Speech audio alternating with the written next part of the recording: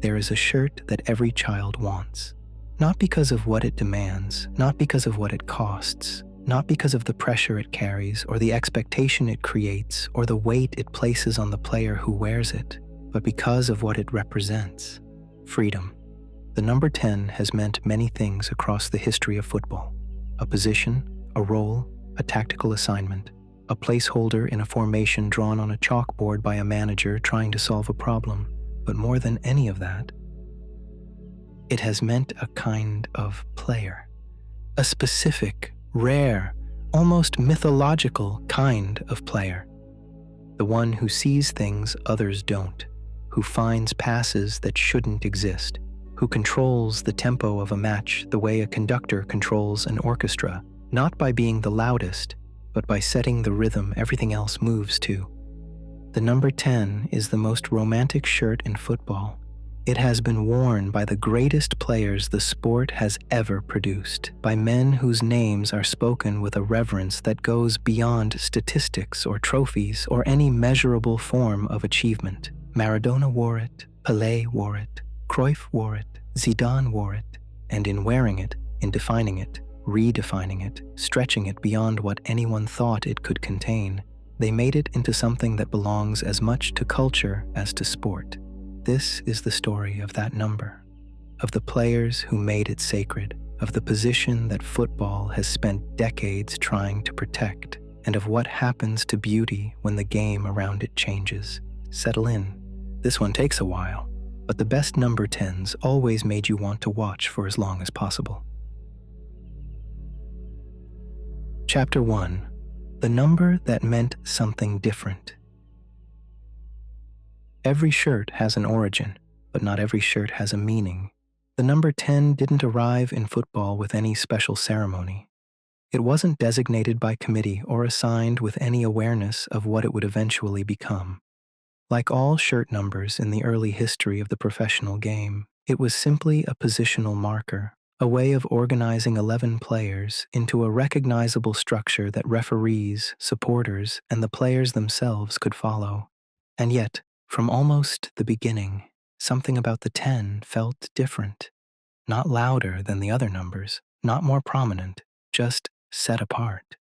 As though the position it described carried a quality that the other positions didn't, a quality that resisted simple definition, that couldn't be reduced to defending or heading or tackling or any of the other measurable physical functions that the game's other roles demanded. To understand why, you have to go back to the beginning, to the formations that shaped early football, to the logic that produced the position in the first place, and to the slow, almost accidental process by which a shirt number became a symbol. In football's earliest organized form, the game was overwhelmingly weighted toward attack.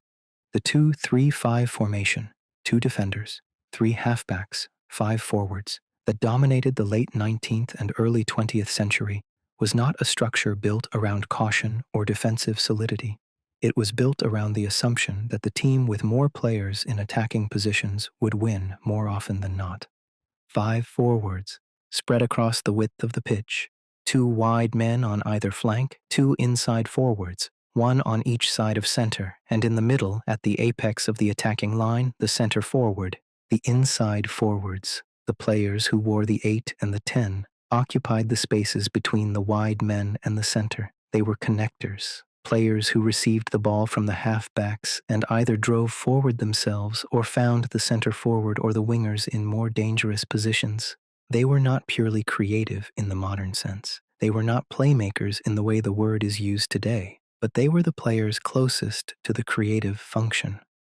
The ones most likely to be technically gifted, most likely to be the team's best passer, most likely to be given the freedom within the loose positional framework of the era to express themselves with the ball rather than simply move it forward.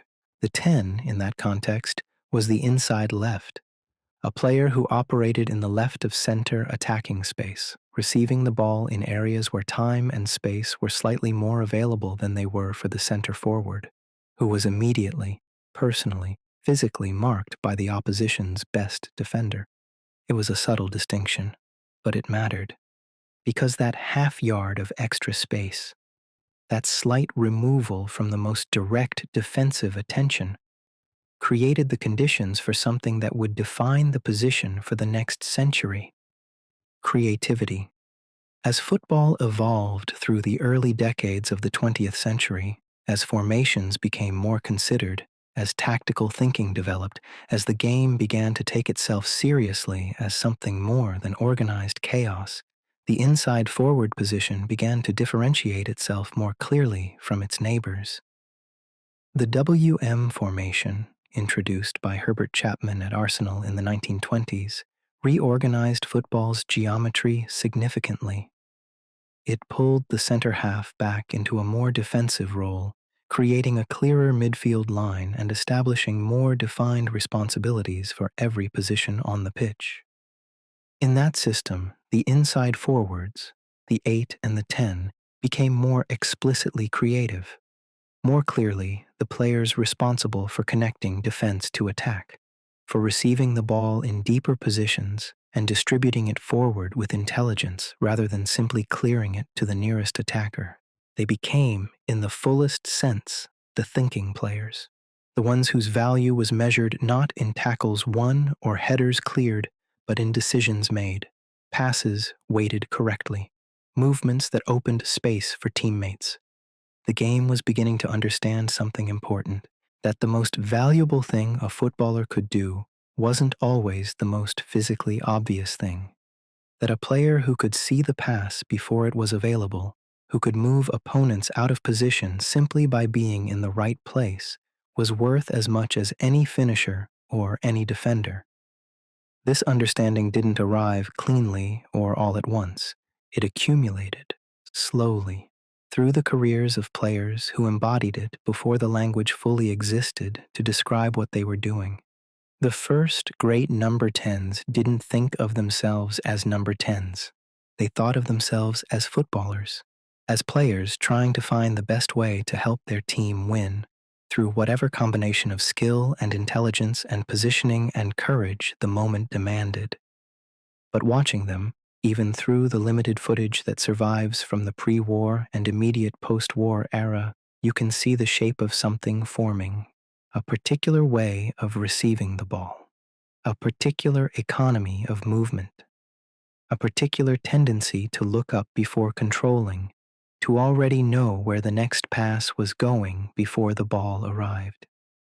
These were the earliest fingerprints of the number 10, not yet defined, not yet celebrated as a specific type, but present, waiting to be named. In England, players like Wilf Mannion at Middlesbrough and Len Shackleton at Sunderland were producing football of extraordinary technical quality in the late 1940s and early 1950s.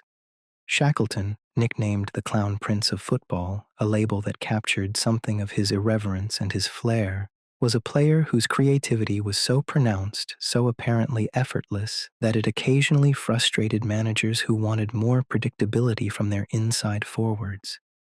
He was, in many ways, the first recognizably modern 10 in English football, a player whose greatest asset was not physical, but mental, whose value lay in what he could see and what he could do with that vision. But England, in those years, was not where the most important developments in the position were happening. The most important developments were happening elsewhere, in Hungary, in Brazil, in the minds of coaches and players who were asking different questions about what football could be and finding answers that would reshape the sport entirely. The 1950s were the decade in which football's world opened up. International competition became more regular. Tactical ideas began crossing borders with greater frequency, and the inside forward, the player who would become the number 10 in the fullest sense, began to emerge as the most important creative force in the game. Hungary's mighty Magyars, the team that humiliated England 6-3 at Wembley in 1953, built their system around players who combined technical excellence with positional intelligence that English football simply hadn't encountered before. Nandor Hidekuti dropped deep, Ferenc Puskás drove forward, and between them, in the spaces that their movement created, Hungarian football demonstrated something that would take the rest of the world years to fully absorb. The most dangerous player on the pitch wasn't necessarily the one closest to goal, It was the one who could manipulate space, who could make defenders make wrong decisions, who could receive the ball in unexpected positions and do unexpected things with it. That player, in Hungary's system, in Brazil's system, in the systems that the best clubs in Europe were beginning to develop, wore the 10, or something very close to it. The position was finding its identity not through any single moment of invention, but through the gradual collective realization that football needed a particular kind of player in a particular kind of space. A player who could see the whole picture, who could hold the ball under pressure and release it at the right moment, who could be the difference between a team that created chances and a team that didn't. The number 10, the architect, the conductor, the one the game was beginning to revolve around. And in the decade that followed, in the 1960s and into the 1970s, two players would arrive who would take that identity and make it permanent, who would wear the number and make it mean something that football has never been able to let go of. One from Brazil, one from the Netherlands. Both of them, in their own entirely different ways, perfect.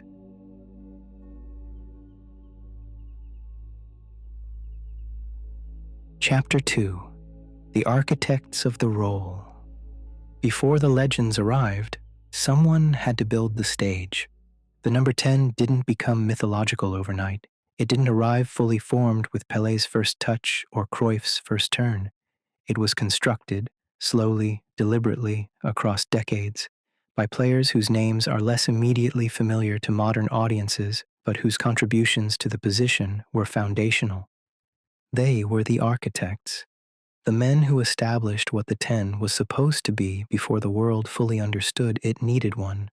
And to find them, you have to go to the places where football was thinking most clearly in the 1940s and 1950s. Not England, not yet. Hungary, Brazil, Argentina. The places where the game was being examined most seriously, where coaches and players were asking questions about space and movement and creativity that the rest of the world was still formulating. Ferenc Puskás, the first great 10. There is an argument, not universally made but worth making, that Ferenc Puskás was the first truly complete number 10, not in the positional sense. Puskás wore different numbers across his career and played in different roles for different teams. He was, in the Hungarian system of the early 1950s, something closer to a deep-lying forward, a player who operated between the lines, receiving the ball in spaces that defenders hadn't yet learned to cover. But what he represented, what his game embodied, was the essential quality of the 10, the ability to control a match. Puskás was left-footed in a way that felt almost supernatural. His left foot was not simply his stronger foot, it was one of the most precise, striking instruments the sport has ever produced. He could score from distance with a power and accuracy that made goalkeepers look misplaced. He could thread passes through spaces that appeared to close before the ball arrived. He could hold the ball under physical pressure, and the football of that era was physically demanding in ways that would today be considered assault, and release it at exactly the right moment. He scored 84 goals in 85 appearances for Hungary, a record that requires a moment of stillness to absorb. But beyond the goals, beyond the individual brilliance, Puskás was the creative heart of a Hungarian team that played football so far ahead of its time that opponents didn't just lose to them, they were bewildered by them. The 6-3 at Wembley in 1953, the 7-1 in Budapest 6 months later. Victories that weren't just scorelines but arguments, proof that football could be played at a level of technical and tactical sophistication that the dominant football nations hadn't yet imagined. Puskás was the argument's most eloquent voice. He later joined Real Madrid, converting to Spanish nationality and winning 3 European Cups alongside Alfredo Di Stéfano, and continued to produce football of extraordinary quality well into his 30s. He was, in the fullest sense, a player ahead of his time, a 10 before the position had been properly named. Alfredo Di Stéfano, the complete footballer. If Puskás was the creative heart, Alfredo Di Stéfano was something harder to categorize. He was, depending on who you asked and when you asked them, a center forward, a number 10, a midfielder, a pressing forward, a deep-lying playmaker. He was all of them. Stéfano covered the entire pitch in a way that no player of his era, and very few players of any era, managed. He defended from the front. He created from deep. He scored from everywhere. He organized teammates with the authority that made him, in effect, the manager's representative on the pitch. At Real Madrid, between 1953 and 1964, the years in which the club won 5 consecutive European Cups and established themselves as the greatest club side the world had yet seen, Stéfano was the central figure around whom everything else was arranged. Not Puskás, who arrived later and added extraordinary firepower. Not Gento, whose pace down the left was among the most devastating weapons in European football. Stéfano. Because Stéfano understood the game at a level that transcended individual skill. He saw systems, saw how space was created and exploited, saw, before almost anyone else, that the most dangerous player on the pitch wasn't the one waiting in the penalty area. It was the one who could operate in every area. He was, in many ways, the prototype for the modern complete footballer. A player whose positional freedom and tactical intelligence would be recognized as visionary only decades after he had retired. He didn't wear the 10 in any fixed sense, but he embodied everything the position would come to represent: the freedom, the intelligence, the centrality to everything the team did, more completely than almost anyone who came before him. Didi, the architect of Brazil. While Hungary and Real Madrid were reshaping European football, Brazil were constructing something of their own. Walter Pereira, known universally as Didi, was the engine of the great Brazilian sides of the late 1950s, the 1958 World Cup winning team, the team that introduced Pelé to the world, the team that made Brazilian football a global phenomenon. But while Pelé, 17 years old, electric, immediately mythological, captured the world's imagination, it was Didi who controlled the game. He was a different kind of 10 to Puskás or Stéfano. Less explosive, less physically dominant, more measured, Didi played with a calmness that felt almost philosophical. He received the ball in deep positions and held it, not timidly, not nervously, but with the complete assurance of a man who understood that patience was its own form of aggression, that making the opposition wait was its own way of controlling them. His passing was extraordinary. Long diagonal balls that shifted the point of attack with a precision that created space faster than pressing or dribbling could. Short combinations that moved defenders out of position through sheer speed of thought. And his folha seca, the dry leaf-free kick, a technique he pioneered in which the ball appeared to drop suddenly and unpredictably from a seemingly straightforward trajectory, was among the most feared set-piece deliveries of his era. Didi won the World Cup twice with Brazil, in 1958 in Sweden, in 1962 in Chile. He then, remarkably, joined Real Madrid, joining Puskás and Stéfano in what was perhaps the greatest concentration of creative midfield talent ever assembled at a single club. He is, outside of Brazil, significantly underappreciated. Within Brazil, he is understood as one of the foundational figures of the game's most celebrated tradition. The calm center, the passing intelligence, the 10 as conductor rather than creator. Didi established that template, and the players who followed him, who wore the 10 for Brazil across the next 6 decades, inherited it directly. Juan Alberto Schiaffino, the Uruguayan ghost. Not all of the great architects came from Hungary or Brazil. Juan Alberto Schiaffino, born in Montevideo in 1925, the son of Italian immigrants, was, in the estimation of many who watched him, the most technically complete inside forward of his generation. He was slight, quiet, almost ghostly in the way he moved, arriving in spaces before defenders noticed he was there, disappearing from areas before they could close him down.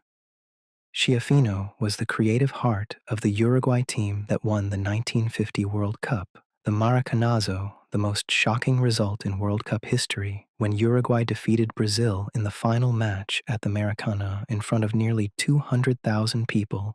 He scored in that final with a composure that the occasion, the noise, the pressure, the weight of an entire nation's expectation pressing down on the Brazilian players somehow couldn't penetrate.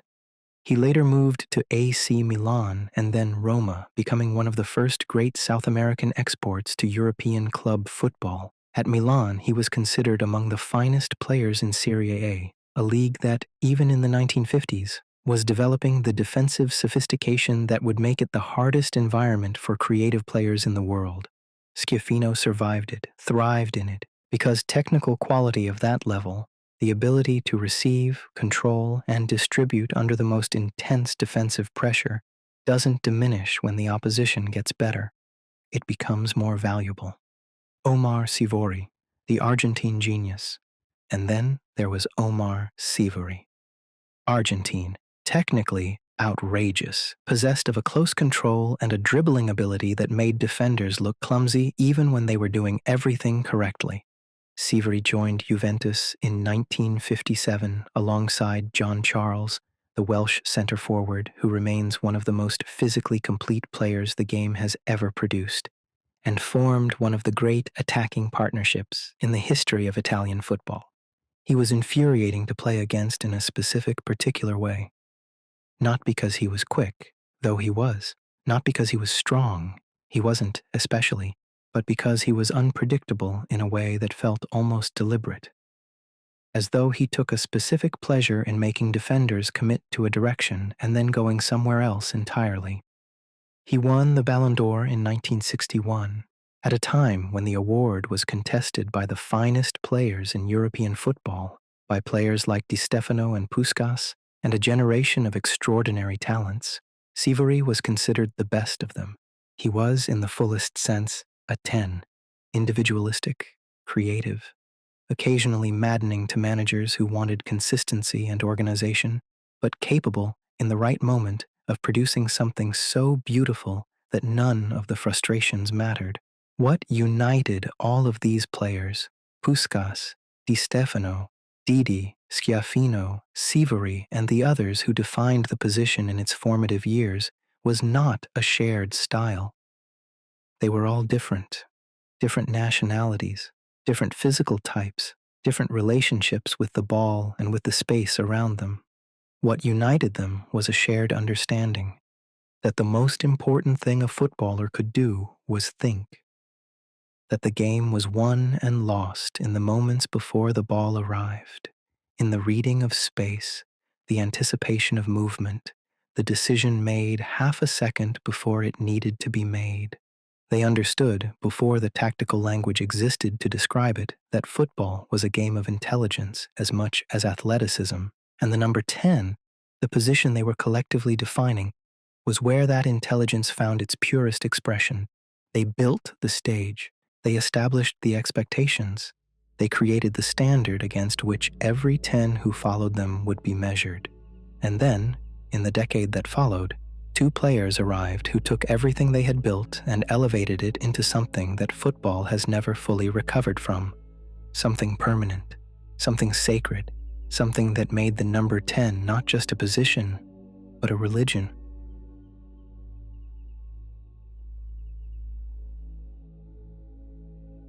Chapter 3: Pelé, Cruyff, and the Godlike Era.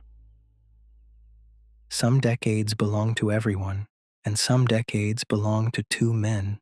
The 1960s and 1970s belong, in the history of the number 10, to Pelé and Johan Cruyff, not exclusively, not without qualification. The era produced extraordinary players across every position and every continent, players who would, in any other period of football history, have been considered the defining figures of their generation. But Pelé and Cruyff were something else. They didn't just define their generation, they defined the position. And in defining the position, in taking everything the architects had built and elevating it to a level of completeness that felt almost impossible, they made the number 10 into something that has never entirely lost the shape they gave it. They are the reason children still want that shirt. Pelé, the original. There is a version of writing about Pelé that begins with the statistics: 3 World Cups, over 1,000 career goals, 77 goals in 92 appearances for Brazil, the youngest player to score in a World Cup final, the youngest World Cup winner in history. Those numbers are extraordinary. They deserve to be stated clearly and without equivocation. But the statistics, as complete as they are, don't capture what Pelé was. Because Pelé wasn't a collection of achievements. He was a way of playing, a relationship with the ball and with the space around it that felt, to the people who watched him in real time, less like athletic performance and more like something closer to art, to music, to a form of expression that operated at a frequency slightly above what the sport had previously made available.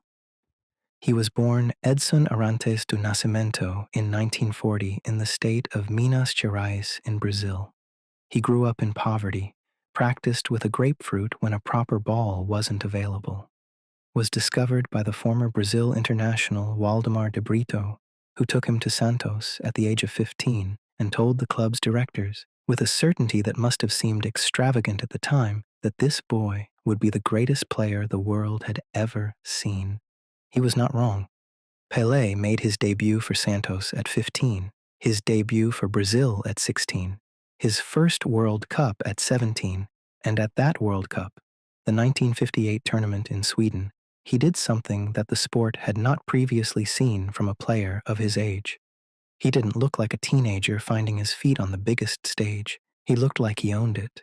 His performances in the knockout rounds of that tournament, culminating in a hat trick in the semi-final against France and 2 goals in the final against the host nation, were produced with a completeness, a composure, a technical and physical authority that players twice his age couldn't match.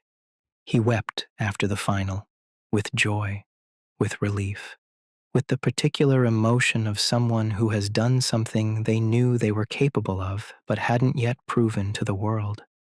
The world watched him weep and fell in love with him immediately.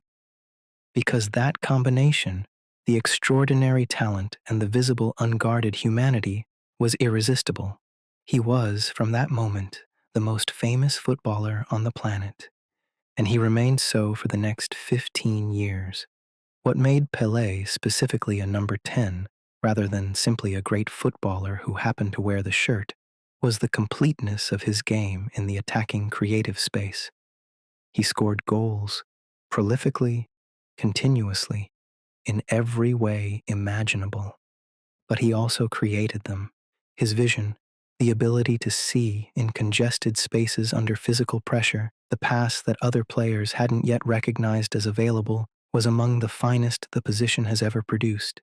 His assists, his link play, his ability to hold the ball and bring others into the game while under the most intense defensive attention, these were qualities that placed him in the tradition of the great creative insides forwards, not simply in the tradition of the great goal scorers.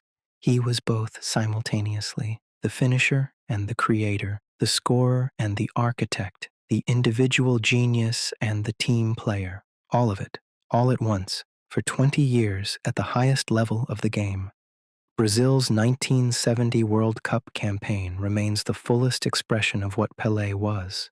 That team, Pelé, Jairzinho, Tostão, Rivellino, Gerson, Carlos Alberto, played football that felt like a collective argument about what the sport could be at its ceiling.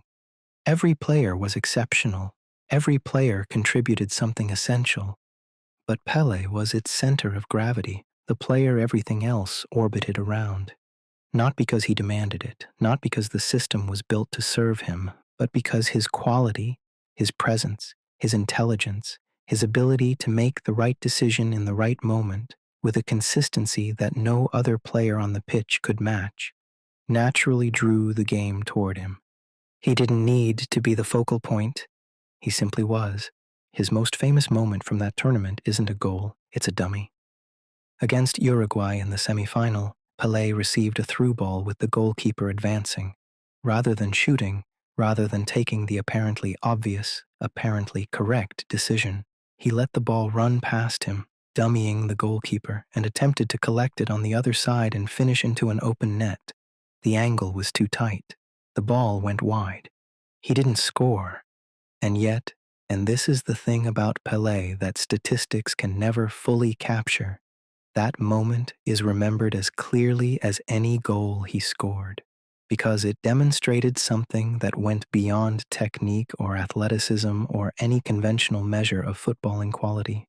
It demonstrated imagination, a willingness to attempt something that existed outside the boundaries of what the situation seemed to demand, to see a possibility that no one else had seen and to go for it, not recklessly, but with the calm assurance of a player who trusted his own vision absolutely.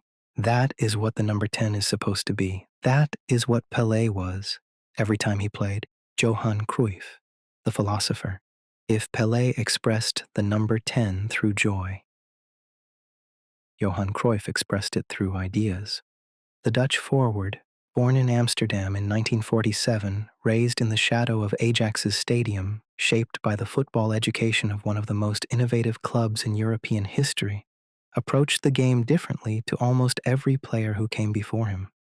He didn't just play football, he thought about it, constantly, obsessively, with an intensity and an intelligence that made him, simultaneously, the most exciting player of his generation and the most demanding.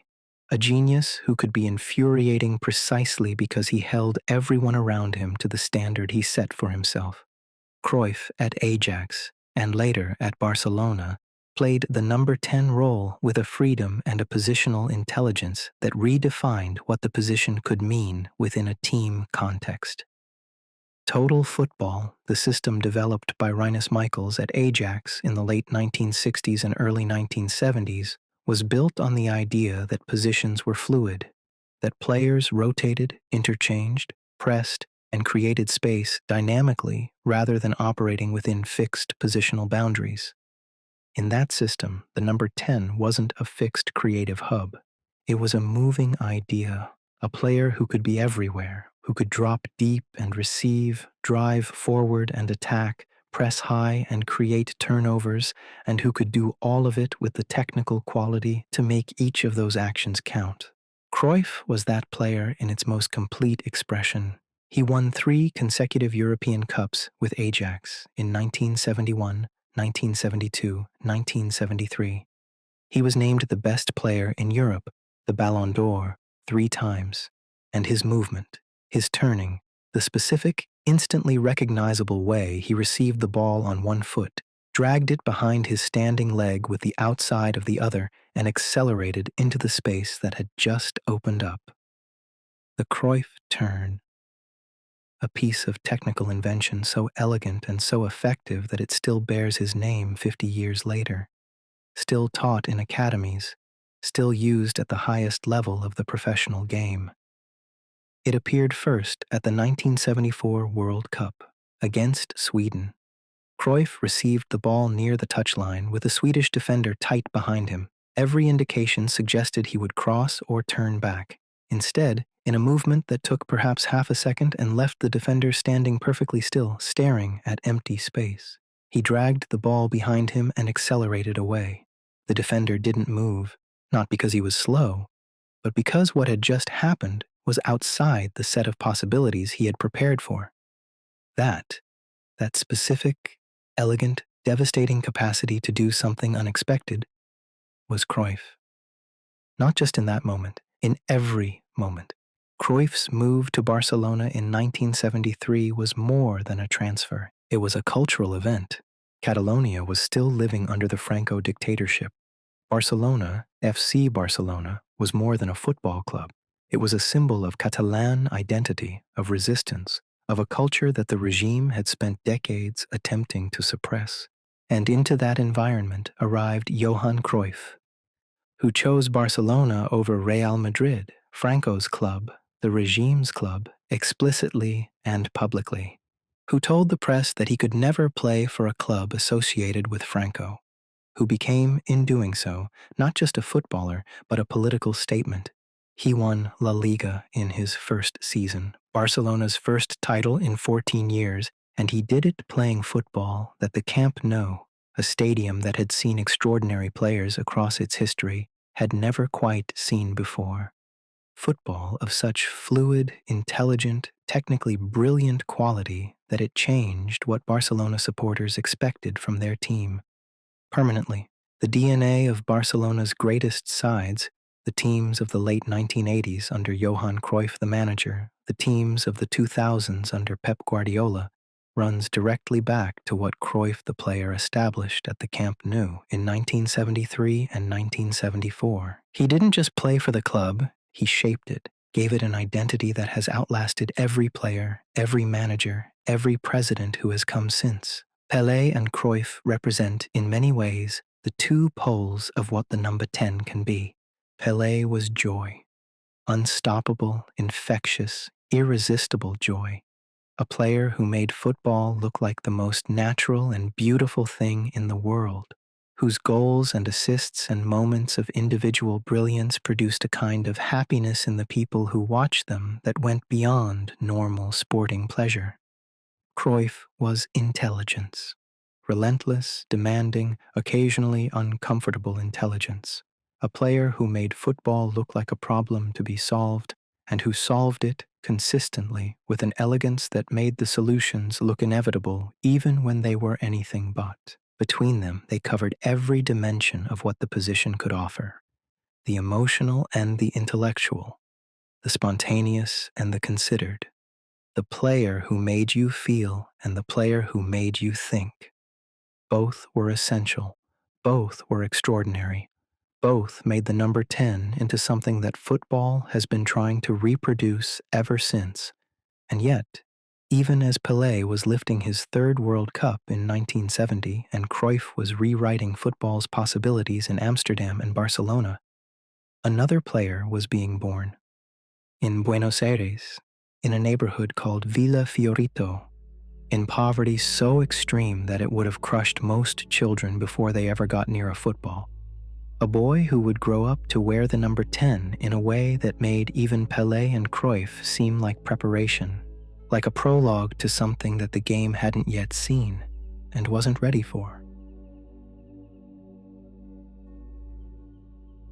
Chapter 4: Maradona. There are players who transcend the sport, and then there is Diego. Only one name is needed. In the entire history of football, across every era, every continent, every generation of players who have worn boots and chased a ball across grass, only a handful of men have achieved the kind of mythological status where a single name is sufficient. Pelé, Cruyff, Zidane, and Diego.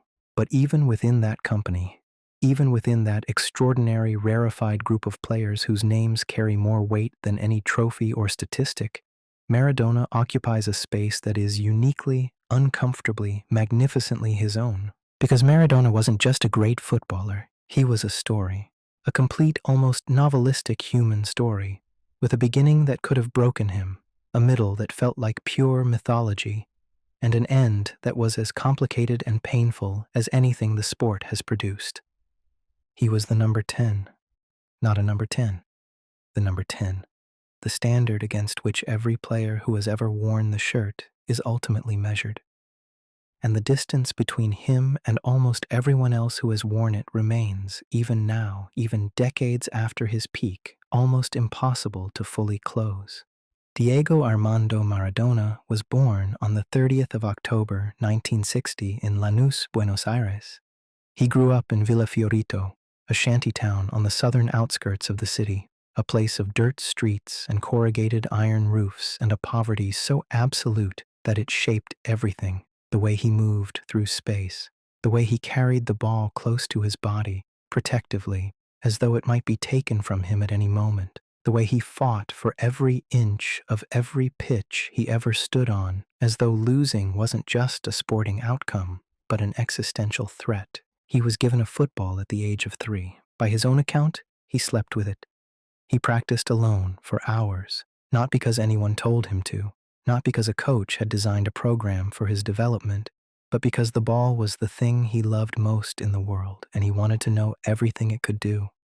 By the time he was 10, He was performing at halftime shows for Argentinos juniors, juggling, doing tricks, demonstrating a relationship with the ball that made crowds stop and stare and wonder what they were watching. By 15, he was playing for Argentinos juniors' first team. By 16, he had made his debut for Argentina. By the time he was 17, he was considered the most exciting young player in South America. None of this was constructed. None of it was the product of an academy system or a development program or a carefully managed pathway from youth football to the professional game. It was just him and the ball and the streets of Villa Fiorito.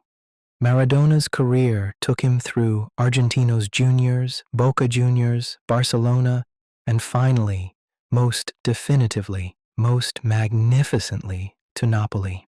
But before any club, before any of the transfers or the trophies or the controversies, there was the 1986 World Cup. Mexico, June, the quarterfinal between Argentina and England. It was, in the context of its time, more than a football match. The Falklands War had ended 4 years earlier. The wound was still raw. For many Argentines, and for Maradona, who had friends who had fought, the game carried a weight that went beyond sport entirely. He scored twice. The first goal, the hand of God, as he would later call it with a smile that contained multitudes, was scored with his fist. Punched into the net past the English goalkeeper, Peter Shilton, in a moment that combined audacity and dishonesty in proportions that football had never quite seen before. It was given. The referee didn't see it. Maradona celebrated. And then, 4 minutes later, he scored the second. He received the ball in his own half, turned, and ran. Past Peter Beardsley. Past Peter Reed. Past Terry Butcher. Once, then again. Past Terry Fenwick.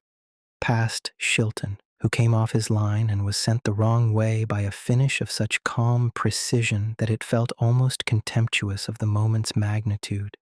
60 yards, 10 seconds, 5 England players beaten. It has been voted in multiple polls the greatest goal ever scored. And watching it, even now, even knowing exactly what is about to happen, it retains a quality that resists analysis, that sits outside the normal categories of football achievement and occupies a space closer to the experience of watching something genuinely extraordinary happen in real time. It wasn't just a great goal, it was a statement about what one man with a ball at his feet and space in front of him could do to 11 opponents who knew he was coming and still couldn't stop him. Argentina won the World Cup that year. Maradona was its architect, its engine, its irresistible force. He scored 5 goals and assisted 5 more in 7 matches. He won the Golden Ball as the tournament's best player.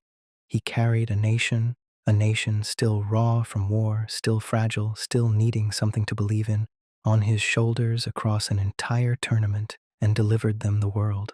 That is what the number 10 is supposed to do.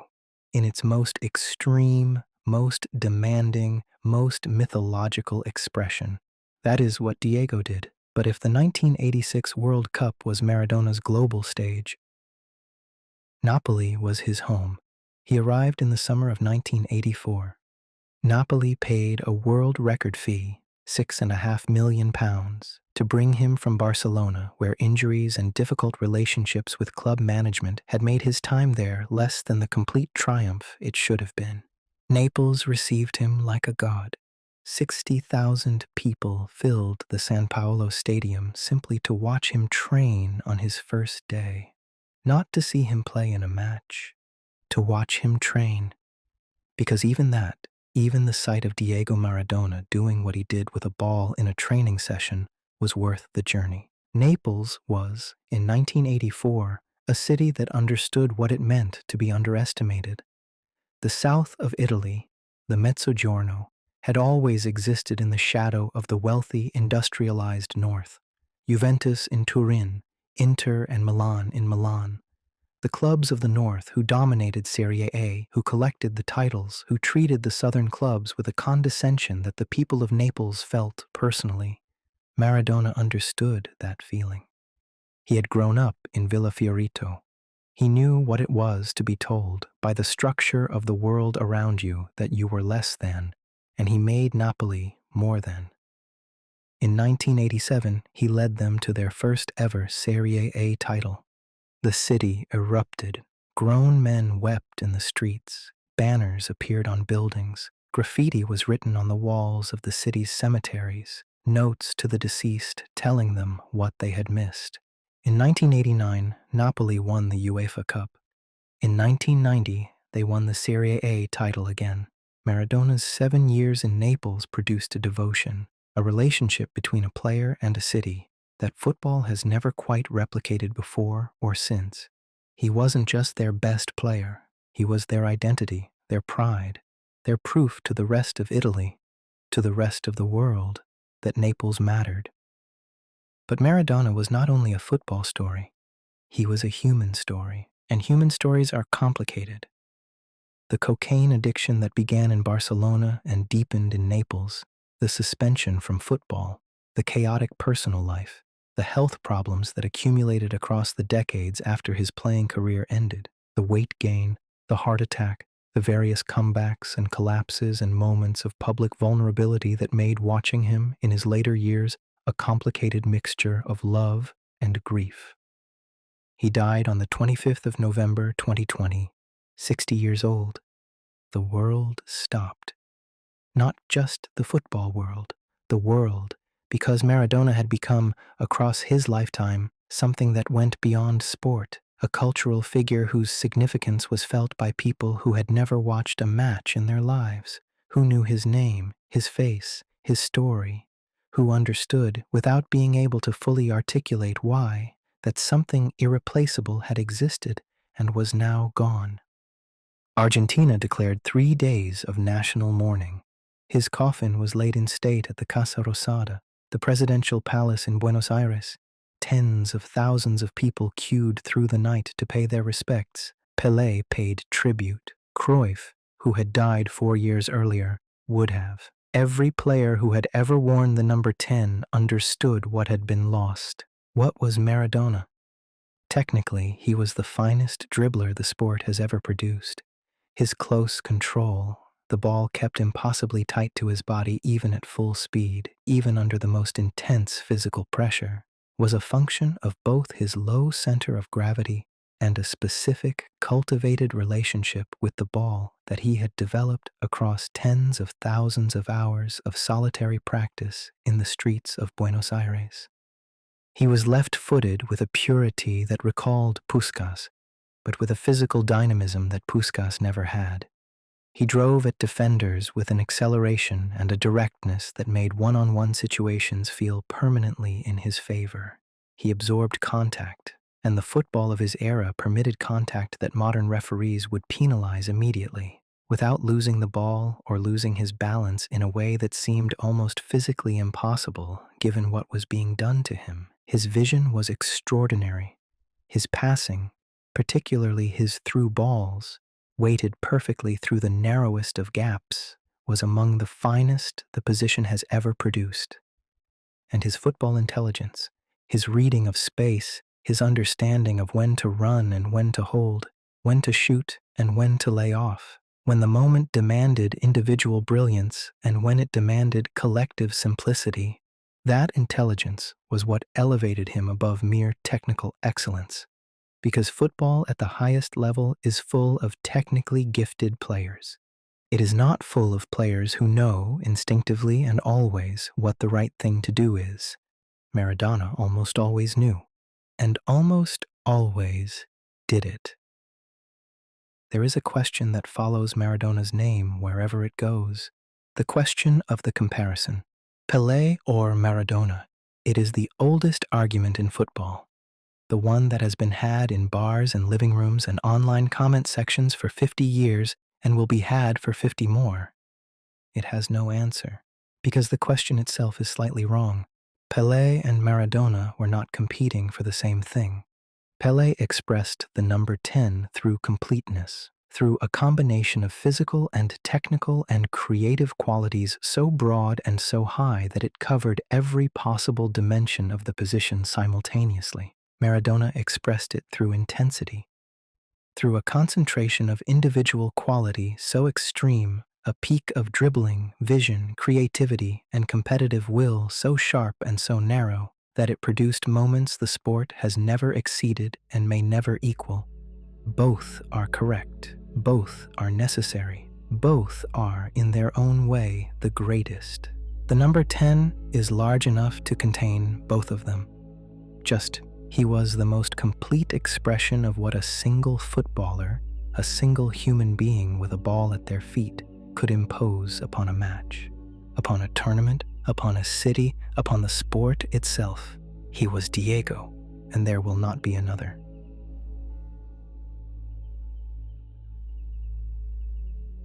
Chapter 5: The European Tens.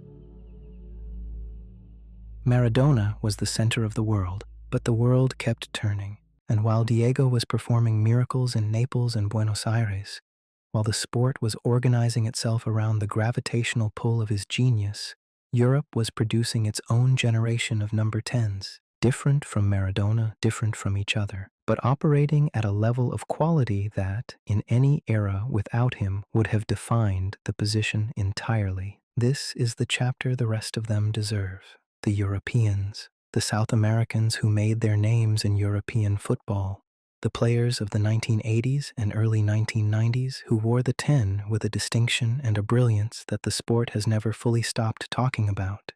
They existed slightly in Maradona's shadow. That shadow was large, but step out of it, examine these players on their own terms, in the context of what they actually achieved and what they actually produced, and what you find is extraordinary. A generation of 10s so rich, so varied, so collectively brilliant that it represents perhaps the deepest concentration of quality the position has ever known in a single era. Michel Platini, the Frenchman who redefined expectation. Michel Platini is, in the estimation of many who watched him, the finest European footballer of the 1980s. Not the finest player in the world. That conversation begins and ends with Maradona for that decade. But the finest European, the player who, within the specific context of club and international football on this continent, operated at a level that nobody else consistently matched.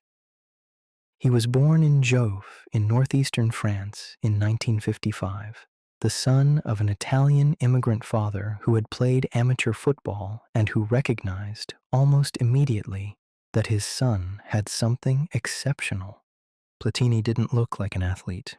He was not especially quick, not especially strong.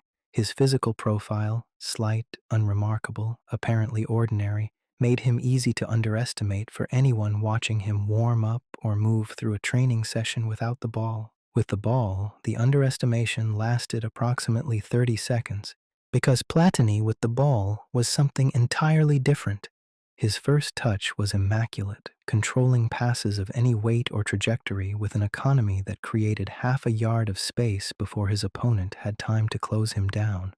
His passing was extraordinary, both in terms of the short, quick combinations that moved defenders out of position and the longer diagonal switches that changed the point of attack with devastating speed.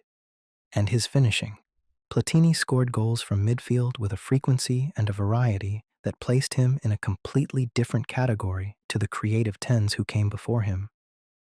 He scored 224 goals in 432 club appearances in a career spent predominantly in midfield, not as a forward, not as a player whose primary function was to finish, but as the creative hub of his team, the player who received the ball deepest, who linked defense to attack, who dictated tempo, and still scored 224 goals.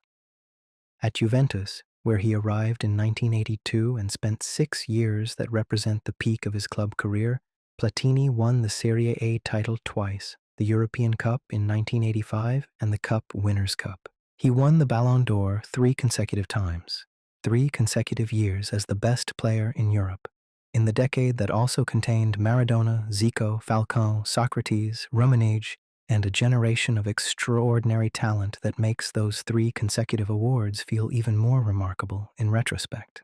But it was with France that Platini produced his most enduring legacy. The 1984 European Championship on home soil, Platini scored 9 goals in 5 matches.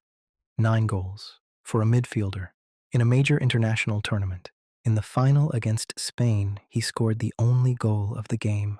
France won their first major international trophy, and Platini, the son of an Italian immigrant, the boy from Joaf who didn't look like an athlete, became the most celebrated French footballer of his generation. He was, in the fullest sense of the word, a 10, the thinking player, the controller, the one who saw the game at a speed and a clarity that the players around him simply couldn't access, and the one who scored the goals that mattered most. Zico, the Brazilian who loved Italy. Arthur Antunes, Coimbra, Zico, was, for a significant period of the late 1970s and early 1980s, considered the best footballer in the world. Not by everyone. The conversation always circled back to Maradona eventually, but by enough serious football people, coaches, players, journalists who watched both men regularly, that the claim wasn't hyperbole. It was assessment. Zico was Brazilian in the most complete sense of what that meant for football. Technically extraordinary, naturally creative, capable of improvisation that felt less like a decision and more like an instinct, as though the body had found the solution before the mind had fully processed the problem. He scored goals of outrageous variety, free kicks struck with a precision and a power that made goalkeepers flinch even before the ball left his foot, long-range efforts that arrived in the net before defenders could organize a block, close-range finishes of clinical simplicity that suggested the most difficult moments were, for Zico, simply not that difficult. He scored 52 goals in 71 appearances for Brazil. He played for Flamengo, the club he loved, the club that loved him back with an intensity that made him a cultural figure in Rio de Janeiro before he was 25, and later for Udinese in Italy, where he became one of the first great Brazilian exports to Serie A. At the 1982 World Cup in Spain, the tournament that produced, in the opinion of many who watched it, the finest football ever played at a World Cup despite not producing a winner from the favorites, Zico was the heartbeat of a Brazilian team so technically brilliant that their elimination in the second round against Italy remains one of the sport's great tragedies. That Brazil team, Zico, Socrates, Falcão, Cerezo, Eder, played a style of football that felt like a philosophical statement. Patient, technical, creative, built on the idea that beauty and effectiveness were the same thing. They were wrong in the end. Italy, more pragmatic, more direct, more willing to sacrifice beauty for results, beat them 3-2. Zico scored. It wasn't enough. And the 1982 Brazil team became, in football's collective memory, the greatest team never to win the tournament. The side that proved, painfully, definitively, that football wasn't always fair to those who played it most beautifully. Zico carried that loss with him. It defined him, in some ways, more than his victories. Because the players who feel losses most acutely are always the ones who cared most completely. Socrates, the doctor who played football. No chapter about the European tens of this era, and no chapter about the Brazilian tradition of the 10, is complete without Socrates, who was, to put it simply, unlike anyone else who ever played the game. He was 6 feet 4 inches tall, impossibly tall for a creative midfielder, a physical profile that suggested a center back or a target forward rather than a player whose value lay in touch and vision and the intelligent use of space. He smoked, he drank, he studied medicine and qualified as a doctor while playing professional football.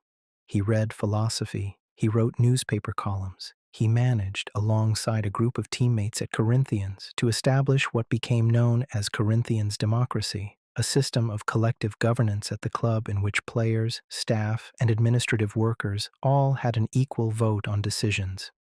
In the early 1980s, in Brazil, under a military dictatorship, this was Socrates. On the pitch, he was extraordinary in a way that defied his physical profile entirely. His first touch was exceptional, The tall man's curse of poor close control simply didn't apply to him. His passing range was vast. His ability to receive the ball under pressure and distribute it quickly and accurately was among the finest of his generation, and he moved differently to other players, almost slowly, almost lazily, as though he was conserving energy for moments that mattered, and then, in those moments, producing something of such precise quality that the apparent lethargy became, in retrospect, deliberate economy. He was a philosopher who played football, or a footballer who happened to be a philosopher. The distinction watching him play felt irrelevant. He was part of the 1982 Brazil team, part of that beautiful, tragic, unforgettable side that played the best football of the tournament and went home early. He died in 2011, aged 57, from complications related to his lifestyle: the smoking, the drinking, the deliberate refusal to treat his body as an instrument to be protected at all costs. He had been warned, he had chosen differently, because Socrates, more than almost any footballer who ever lived, understood that the life lived was more important than the life preserved. Football was the part of his life that made him famous, but it was only a part. Karl-Heinz Rummenigge, the German 10.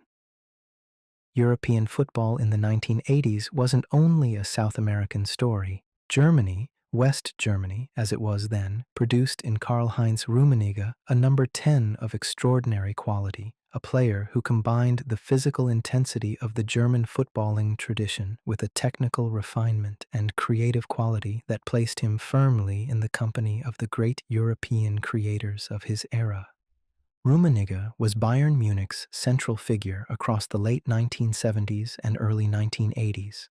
Quick, two-footed, capable of producing decisive moments in the biggest matches with a consistency that earned him back-to-back Ballon d'Or awards in 1980 and 1981. He led West Germany to 2 World Cup finals in 1982 and 1986, and a European Championship in 1980. He was the template for the technically gifted German forward, a tradition that would later produce players like Matthias, Müller the Younger, and eventually Ozil, and he embodied it with a quality and a consistency that the Bundesliga of his era had not previously seen. Ruud Gullit, the total 10. And then there was Ruud Gullit, Dutch, dreadlocked, physically extraordinary, 6 feet 2 inches of athletic grace that combined the power of a center forward with the touch and vision of a classic number 10. Gullit at AC Milan in the late 1980s, alongside Marco van Basten and Frank Rijkaard in the most complete club team of the era, produced football of such dominant, comprehensive quality that even now, watching the footage, the gap between them and their opponents feels almost unfair. He won the Ballon d'Or in 1987, the European Championship with the Netherlands in 1988, 2 European Cups with Milan, 2 Serie A titles. He scored in the 1988 European Championship final, a header of such power and precision, glancing, perfectly directed, that it announced to anyone who hadn't yet understood exactly what kind of player this was. Gullit was a 10 in the total football tradition, fluid, positionally free, capable of operating across multiple roles within the same match. He could play as a forward, as an attacking midfielder, as a deep creator, as a pressing machine when the team needed to win the ball back quickly. He was, in many ways, the position's most physically complete expression, the 10 as athlete as much as artist. Roberto Baggio, the divine ponytail. Italy's contribution to this era was Roberto Baggio, who arrived in Serie A in the mid-1980s and spent the next 15 years producing football of such technical beauty, such visible, almost painful artistry, that he became the most beloved Italian player of his generation, despite never quite delivering the ultimate prize his talent seemed to promise. Baggio was small, quick, and technically extraordinary in the South American tradition rather than the Italian one. He dribbled, he took players on, he scored goals of outrageous invention, chips, long-range efforts, one-on-ones finished with a composure that recalled the great South American forwards despite his Florentine upbringing. He won the Ballon d'Or in 1993. He led Italy to the 1994 World Cup final against Brazil. And then, in the penalty shootout that decided the match, he stepped up for the kick that would have kept Italy alive, and missed. The image of Baggio after that miss, head bowed, hands on knees, the ponytail hanging, the weight of it visible in every line of his body, became one of the defining images in World Cup history. Not because it defined him negatively, but because it captured something true about what it means to be the number 10. To be the one who steps forward, to carry the weight, to be brave enough to take it when everything is at stake, and to miss, and to have to live with it, because that is part of the position too, always has been, always will be. Ronaldinho, the last pure joy. No chapter about the great European tens of this broad era is complete without Ronaldinho, who arrived at Barcelona in 2003 and produced, across the next 4 years, football of such joyful, inventive, breathtaking quality that it reminded the sport, a sport that was becoming increasingly tactical, increasingly physical, increasingly organized around collective systems rather than individual expression, of what it had almost forgotten. That football was supposed to be fun. Ronaldinho played with a smile. Not metaphorically, literally, a wide, gap-toothed, entirely genuine smile that suggested he was having more fun than anyone else on the pitch. And he was. His dribbling recalled Maradona, not in its intensity, but in its inventiveness. The feints and the flicks and the no-look passes and the back heels and the moments of improvisation that left defenders standing still while he accelerated into space that hadn't existed 30 seconds earlier. His overhead kick against Villarreal, his free kick against England, his goal against Chelsea in the Champions League, a goal of such outrageous, audacious brilliance that the Chelsea supporters at Stamford Bridge applauded it. Opposing supporters applauding. Because some goals transcend rivalry. Because some moments of individual brilliance are so complete, so perfect, so obviously extraordinary that refusing to acknowledge them would be a kind of dishonesty.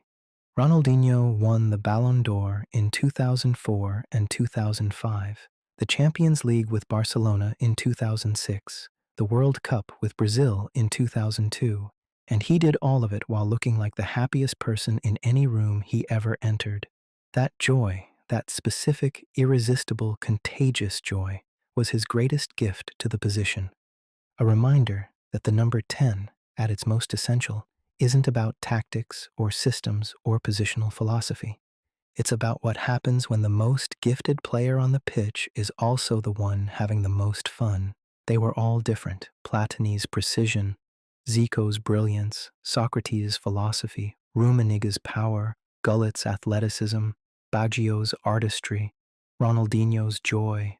7 different answers to the same question, all of them correct, all of them extraordinary, all of them, in their own way, proof that the number 10 was the richest, most varied, most generously populated position in the sport. But even as this generation was producing football of such extraordinary variety and quality, the game was changing, slowly, almost imperceptibly at first. Then with a speed and a force that would challenge everything the position had come to represent. The pressing game was arriving. The double pivot was being designed, and managers across Europe were beginning to ask a question that would make the next decade the most uncomfortable in the number 10's history. Can we afford him? That question had a name too, and his answer to it was the most beautiful thing the position produced in the modern era.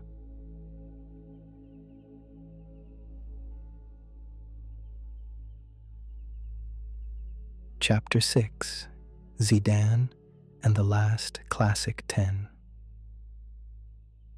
And there are endings that feel like something more, like the closing of a door that will never fully open again, like the final performance of something that cannot be repeated, not because no one will try, but because the specific combination of qualities that produced it existed only once in one person at one particular moment in the history of the sport.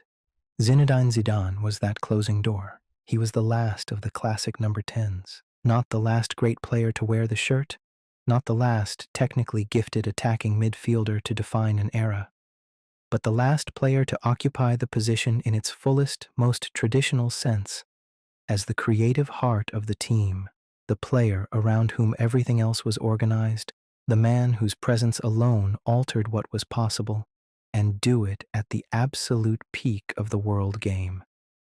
After Zidane, the position changed. Not because the players who followed were lesser, not because the talent dried up or the football became less beautiful, but because the game itself changed around the position. Because systems evolved, because pressing intensified, because the spaces that the classic 10 had occupied began to close faster than they had before. Zidane was the last man to occupy those spaces completely, and he occupied them like no one else ever has. Zinedine Zidane was born on the 23rd of June, 1972, in Marseille. His parents had emigrated from Algeria, from a village called Agamoune in the Kabylie region, and settled in the northern suburb of La Castellane, a neighborhood of tower blocks and poverty and the specific difficulty of being an immigrant community in a city that didn't always welcome them. It was, in its essentials, a story with echoes of Maradona's.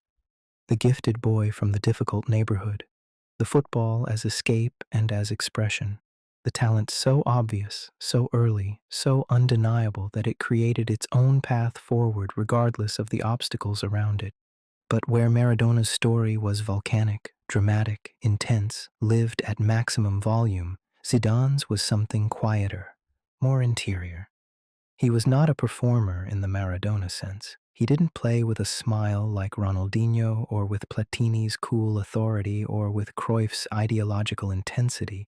He played with a kind of stillness, a composure so complete, so apparently untroubled by the pressure and the noise and the weight of expectation, that watching him on a football pitch felt like watching someone operate in a slightly different version of reality to the players around him. He was calm when others panicked, precise when others rushed, present, fully, completely present, when others were distracted by the magnitude of the moment. And it was in the biggest moments that Zidane was most completely himself. His career took him from Bordeaux to Juventus to Real Madrid, and at each club he produced football that redefined what the people watching expected from the position. At Juventus, between 1996 and 2001, he was the creative engine of the most powerful club side in Europe. He won 2 Serie A titles, reached 2 Champions League finals, was named FIFA World Player of the Year twice.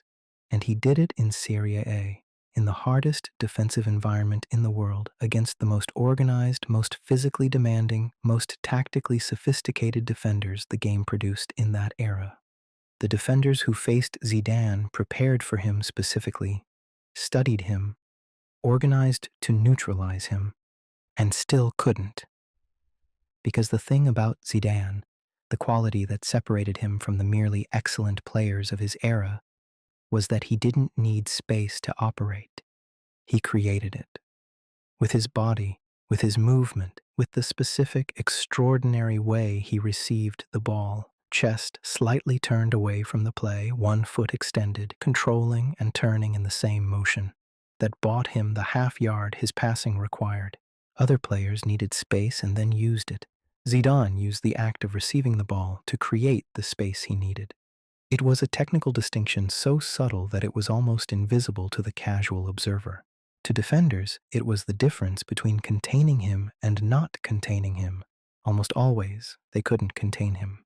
He moved to Real Madrid in the summer of 2001 for 77 million euros, a world record fee at the time, a number so large that it produced its own conversation about value, about excess, about what a single footballer was worth to a club of Real Madrid's ambition and resources.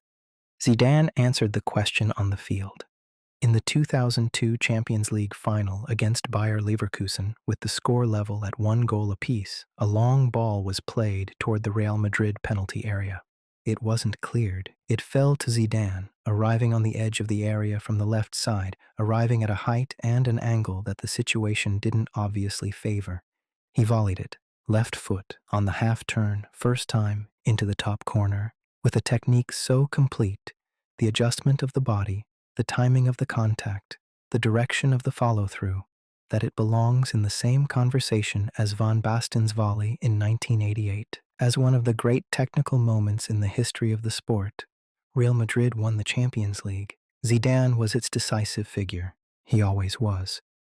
But if the Champions League final volley was the goal that defined Zidane for the neutral, the 1998 World Cup was the achievement that defined him for France. France hosted the tournament. They were expected to do well. The squad was talented, the manager Aimé Jacquet was meticulous, the home advantage was significant.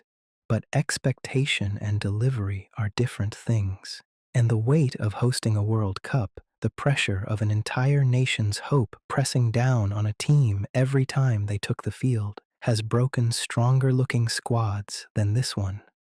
France reached the final. Against Brazil, against the reigning world champions, against Ronaldo R9, whose status as the tournament's dominant player had made him the center of everything and whose mysterious illness on the day of the final had created a tension and a strangeness around the occasion that made it feel unlike any World Cup final before or since. Zidane scored twice, both headers, both from corners, both arriving at the near post with a timing and a precision that left the Brazilian goalkeeper helpless. France won 3-0. Zidane, the son of Algerian immigrants, the boy from La Castellane, the player who had spent his career moving with such quiet authority that the scale of his talent was occasionally underestimated, was carried off the field on his teammates' shoulders. His face, in the images from that night, shows something that doesn't appear often in the public Zidane: pure happiness. Unguarded, unperformed, real. The happiness of a man who has done the thing he was put on earth to do in the moment it needed doing, and knows it. There is a quality that the very greatest number 10s have always possessed, beyond the technique, beyond the vision, beyond the physical gifts, that is almost impossible to define but completely impossible to miss when you see it. A sense of occasion, an ability to rise in the moments that demand rising, to be not merely good in big matches but better, more complete, more present, more themselves. Zidane had that quality to an extent that made it feel almost supernatural. He didn't just perform well in finals and semi-finals and decisive matches. He performed the best he ever had, as though the weight of the occasion, the pressure that flattened other players, was the very thing that made him most completely himself. The 2002 Champions League final volley, the 1998 World Cup final headers, the 2003 Champions League semi-final against Manchester United, a performance of such complete authoritative control that Sir Alex Ferguson said afterwards it was the finest individual display he had ever seen at Old Trafford. Big moment, best performance, every time. And then there was the end. The 2006 World Cup final. Germany, France in the final against Italy. Zidane, 34 years old, playing what everyone understood would be the last tournament of his career. A final against a disciplined, organized, defensively excellent Italian side. He scored in the 7th minute. A penalty, chipped with outrageous audacity down the middle of the goal. A panenka, the technique named after the Czech player who had first used it in a major tournament, as though the World Cup final penalty spot was a place for experiments and invention rather than controlled, safe execution. The ball hit the underside of the bar and went in. It was, in its way, the most Zidane goal imaginable. The moment demanded courage. He responded with something beyond courage. He responded with artistry. France and Italy drew. The match went to extra time. And then, in the 110th minute, with the match still level and a penalty shootout approaching, something happened that football has never fully made sense of. Zidane headbutted Marco Materazzi in the chest, deliberately, in full view of the referee and the millions watching around the world. He was sent off. He walked past the World Cup trophy on his way off the pitch, without looking at it, without acknowledgement, staring ahead with an expression that contained everything and revealed nothing. Italy won the shootout. France lost. Zidane's international career ended not with the image of 1998, lifted on shoulders, pure happiness, the deserved triumph, but with that red card, with that walk, with that particular, complicated, entirely human ending to a career that had been so close to perfect. It provoked enormous debate. Was it a failure? A loss of control that undermined his legacy? Or was it, in its own strange way, the most human moment in a career that had sometimes seemed almost inhuman in its composure? The man who had been calm in every previous moment, in every previous final, in every previous test of nerve the sport had placed in front of him, finally showed that he was made of the same things as everyone else. That underneath the stillness there was fire, underneath the composure there was feeling, underneath the perfect technique there was a person. Football has been arguing about it ever since, and will continue to argue, because that is what Zidane does. Even now, even in retirement, he provokes argument, demands engagement, refuses to be reduced to simple assessment. Like everything else about him, after Zidane, the conversation about the number 10 changed. Not immediately, not with any single announcement or tactical shift that could be pointed to as the moment of transformation, but gradually, unmistakably, the space that the classic 10 had occupied, that half yard between the lines, that pocket of time and space that Platini and Zidane and Baggio had exploited so consistently and so brilliantly, began to close. Pressing systems became more organized, defensive structures became more sophisticated. The double pivot, two defensive midfielders sitting in front of the back four, became the preferred solution of managers who had decided that the risk of playing a classic 10 outweighed the reward. The question wasn't whether the players existed. Zidane's retirement didn't mean the talent dried up. The question was whether the game would give them space to operate. And the answer, for a significant period in the late 2000s and into the 2010s, seemed to be no. The position was under threat, not from a lack of talent, from a lack of space. And space, for a number 10, is everything. Chapter 7. The Position Under Threat. Football has always been at war with beauty, not deliberately, not maliciously, not with any conscious desire to eliminate the things that make the sport worth watching, but structurally, because football is a competitive enterprise, and competition, taken seriously enough, always tends toward the same conclusion.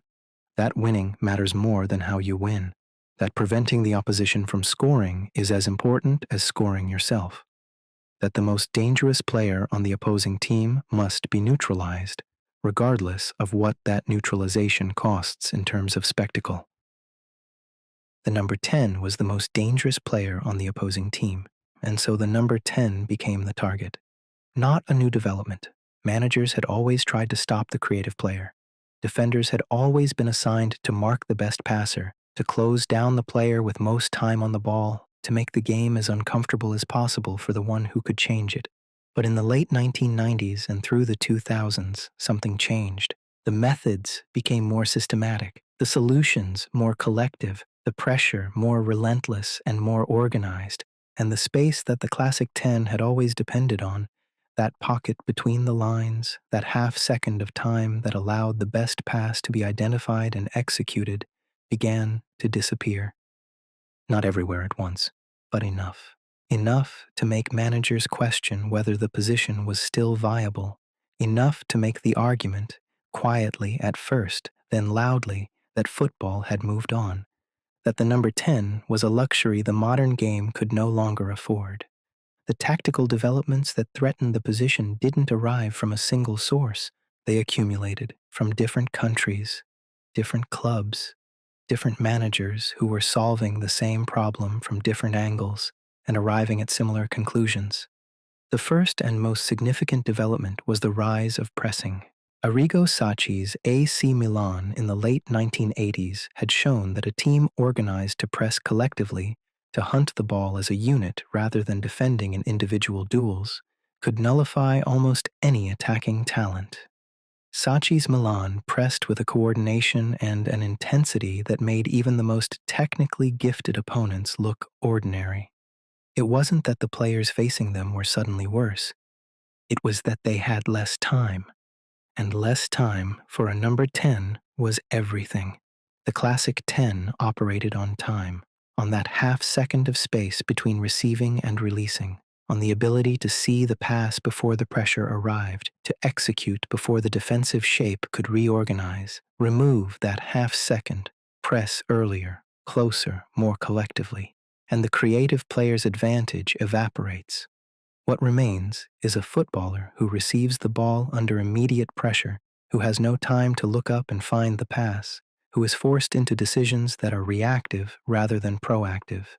That footballer is still technically gifted, still intelligent, still capable of moments of individual quality, but he is no longer controlling the game, he is surviving it. The second development was tactical.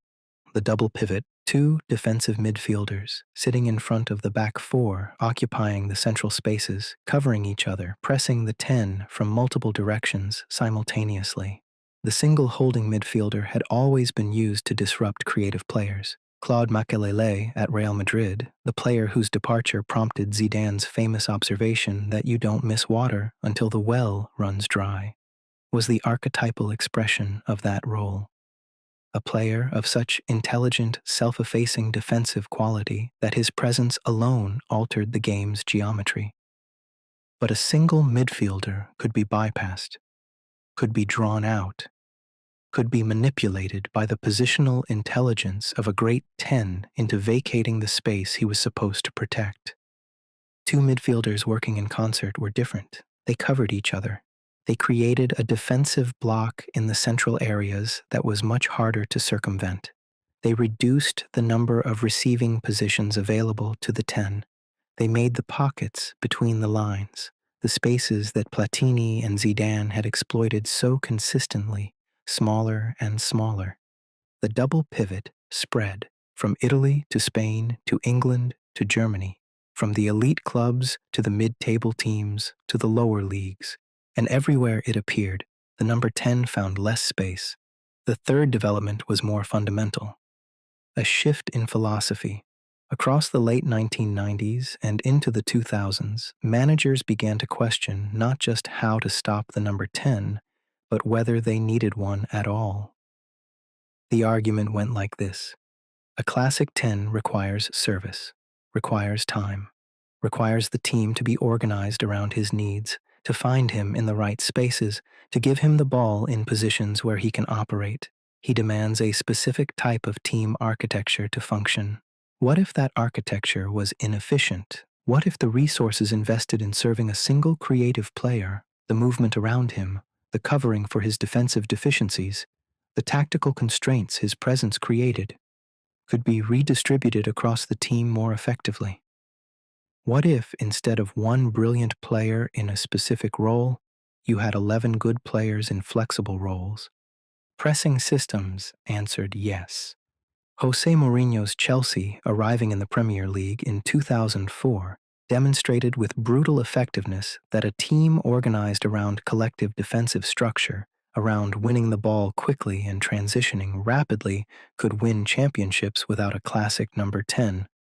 Mourinho didn't need a playmaker. He needed workers, athletes, players who could press and cover and transition and who were good enough technically to execute simple passing patterns quickly. He won back-to-back Premier League titles. The argument was difficult to counter. Italy, the country that had produced Baggio, Del Piero, and a generation of extraordinary 10s, was perhaps most affected by this shift. Serie A in the 1990s had been the world's greatest stage for creative players precisely because the defensive quality they faced made their achievements more remarkable. A 10 who could operate in Serie A was a 10 who could operate anywhere. But by the early 2000s, that same defensive sophistication had produced a generation of Italian managers who valued organization above all else. Catenaccio, the defensive system that had defined Italian football for decades, had evolved into something more sophisticated, more collective, more suffocating. The number 10 in Italian football went from being celebrated to being questioned, from being the player the team was built around to being the first position scrutinized when results were poor. Too slow, too static, too much of a luxury, the language was everywhere. Alessandro Del Piero, one of the most technically gifted players of his generation, a player of extraordinary vision and finishing quality, spent significant portions of his career at Juventus playing in positions that didn't fully utilize his gifts because the teams he played in were organized around different priorities. Francesco Totti, Roma's eternal captain, a player of such complete technical quality and footballing intelligence that he remains one of the finest tens Italy has ever produced, survived the shift partly through longevity and partly through his own adaptation. He dropped deeper as he aged, became more of a creator than a scorer, reinvented himself within the constraints the game was placing on the position. He lasted, but he lasted by changing. And changing was, in some ways, an admission that the world the position had been built for no longer fully existed. In England, the conversation was different but arrived at similar conclusions. The Premier League had never fully embraced the classic number 10 in the continental sense. The English game's historical preference for pace and directness and physical intensity had always made it a challenging environment for the thoughtful, space-dependent creative midfielder. The players who had thrived in the 10 role in English football had typically been modified versions of the type, technically gifted but also physically capable, creative but also willing to contribute defensively. Paul Scholes, Steven Gerrard, Frank Lampard, players who combined creative quality with energy and defensive contribution, who could play in box-to-box roles rather than the more static, possession-oriented space of the Continental 10. The pure 10, the player who needed the ball to feet in space, who required time and service, who contributed little defensively, was increasingly viewed as a liability in the Premier League's high-intensity environment. Managers who tried to build around them found the question repeated in press conferences and fan forums and tactical analysis. Who does he press with? Where does he defend? What does he do when we don't have the ball?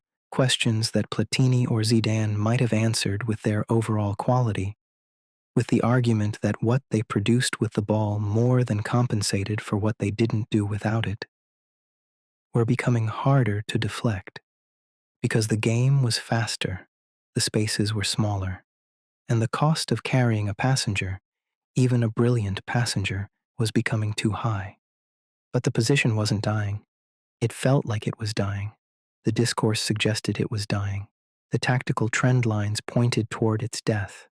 But football has a habit of producing, precisely when a tradition seems most threatened, the player who proves that tradition was never really in danger, the player who doesn't adapt to the constraints the game is placing on the position, who simply operates above them, who is so technically complete, so intelligent, so quick in thought, if not always in body, that the defensive systems designed to eliminate the 10 find themselves rearranged around him instead.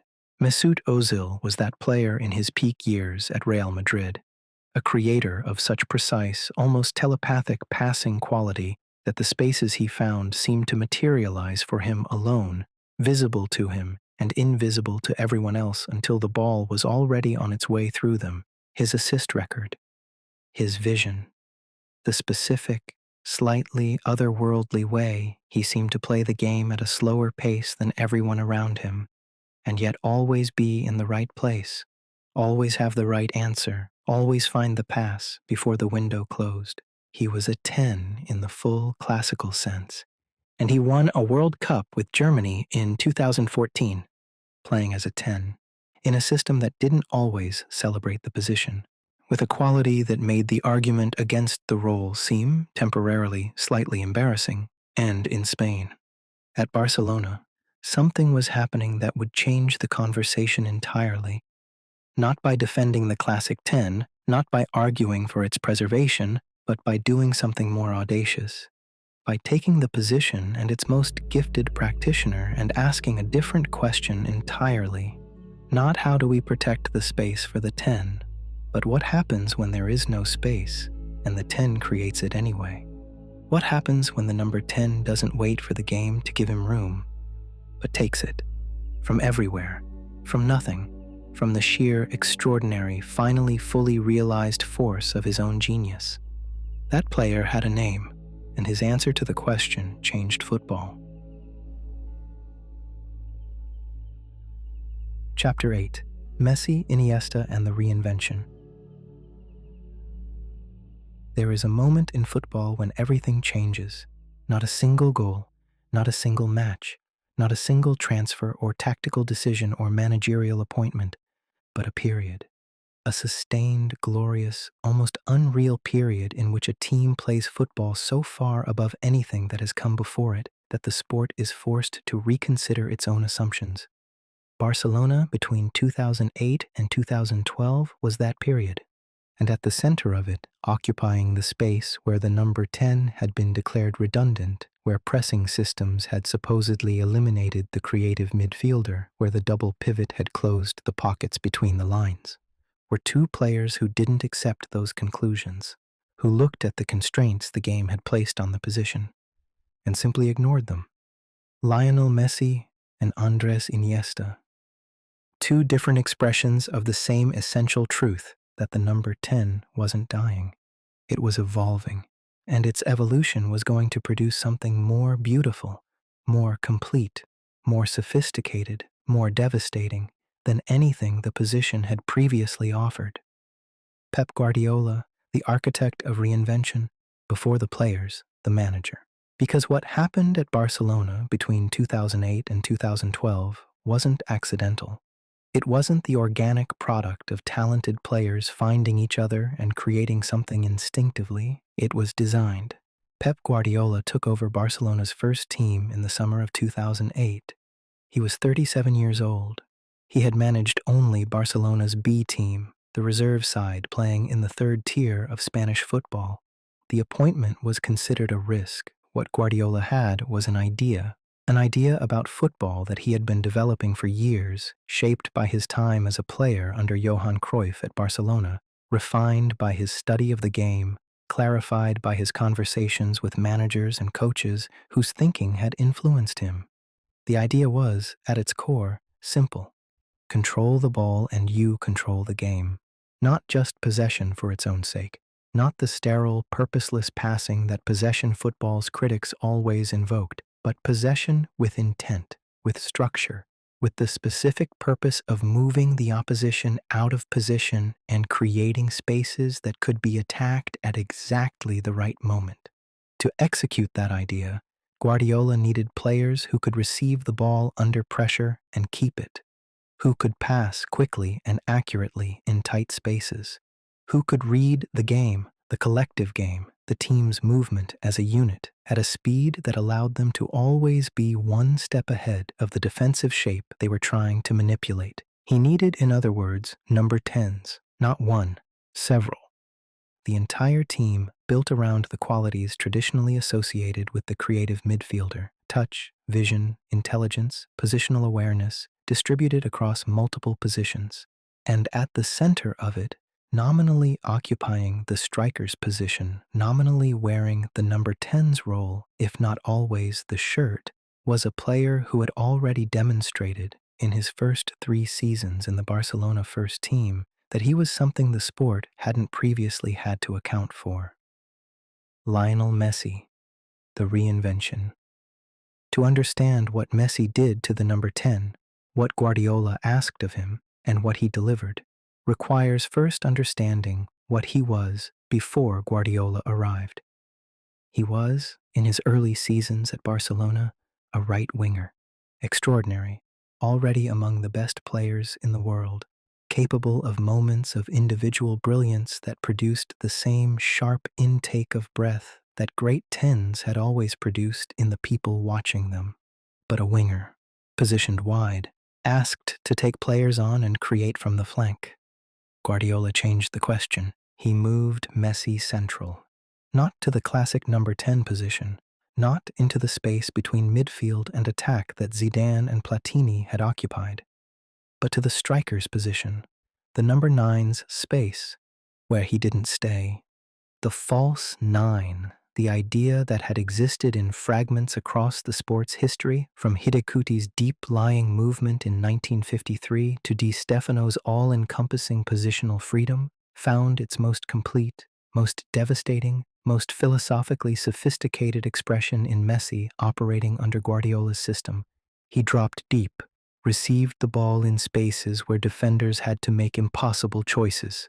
Follow him and leave the space in behind for Xavi and Iniesta and Pedro and Villa to exploit. Stay and give him time. Time that Messi, more than any player in the history of the sport, knew exactly how to use. The defenders chose. They were wrong either way, because Messi made both options into the wrong option. If they followed him, he turned and drove at the space they'd vacated, accelerating at a pace that, combined with his low center of gravity and his ability to change direction without losing speed, made him almost impossible to stop once he was moving. If they stayed, he had the ball with time, and Messi with time and space was the most dangerous thing football had ever produced. He scored 73 goals in the 2011-12 season. Across all competitions, 73, a figure that still requires stillness to absorb. That belongs not to the normal register of football statistics, but to a different category entirely. The category of things that seem impossible and yet happened. He won 4 consecutive Ballon d'Or awards: 2009, 2010, 2011, 2012. He was not just the best player in the world.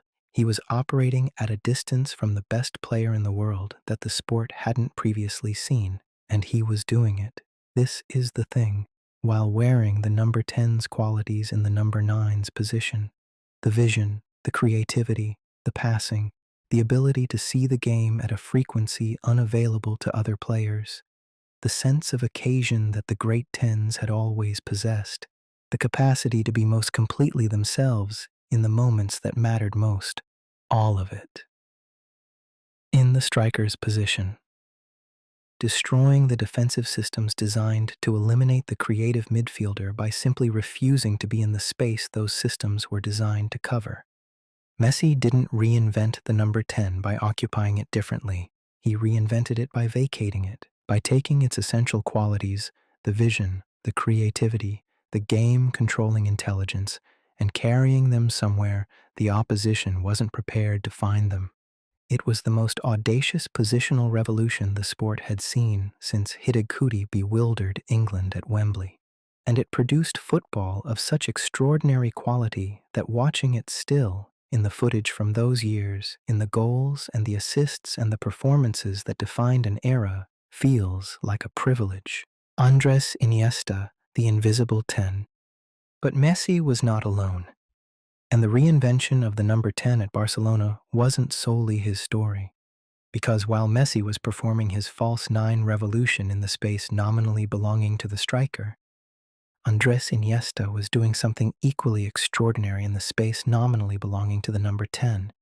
He was making it disappear, not in the sense of vacating it, in the sense of inhabiting it so completely, so quietly, so without fuss or drama or obvious individual brilliance, and yet so devastatingly effectively that defenders frequently lost track of where he was until the moment he had already done the thing that changed the match.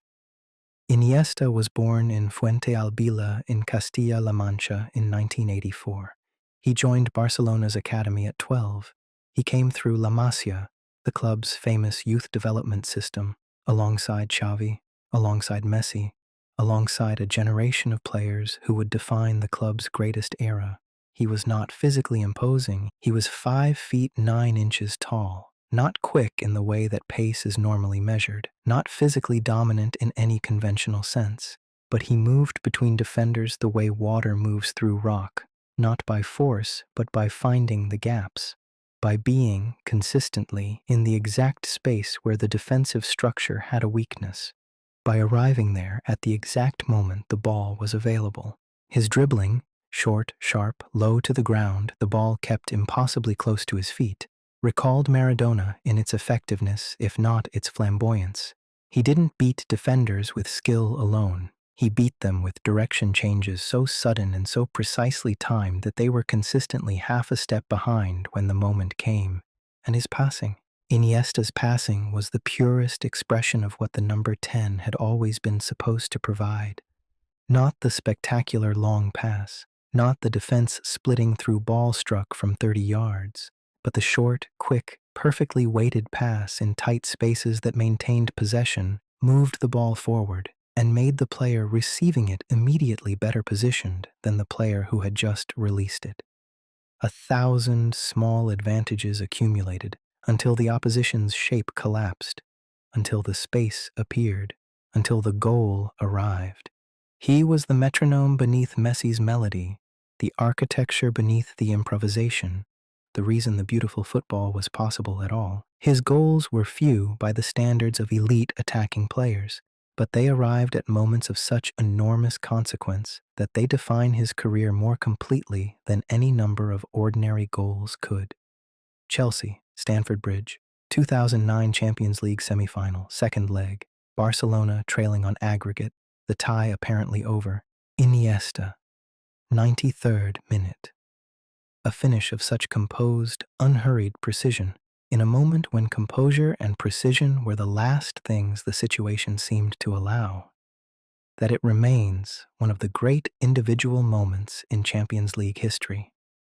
He wheeled away, removed his shirt, revealed a message, Dani Jarque, siempre con nosotros, for his friend, the Espanyol captain who had died of a heart attack months earlier, and stood there, in that moment, completely still.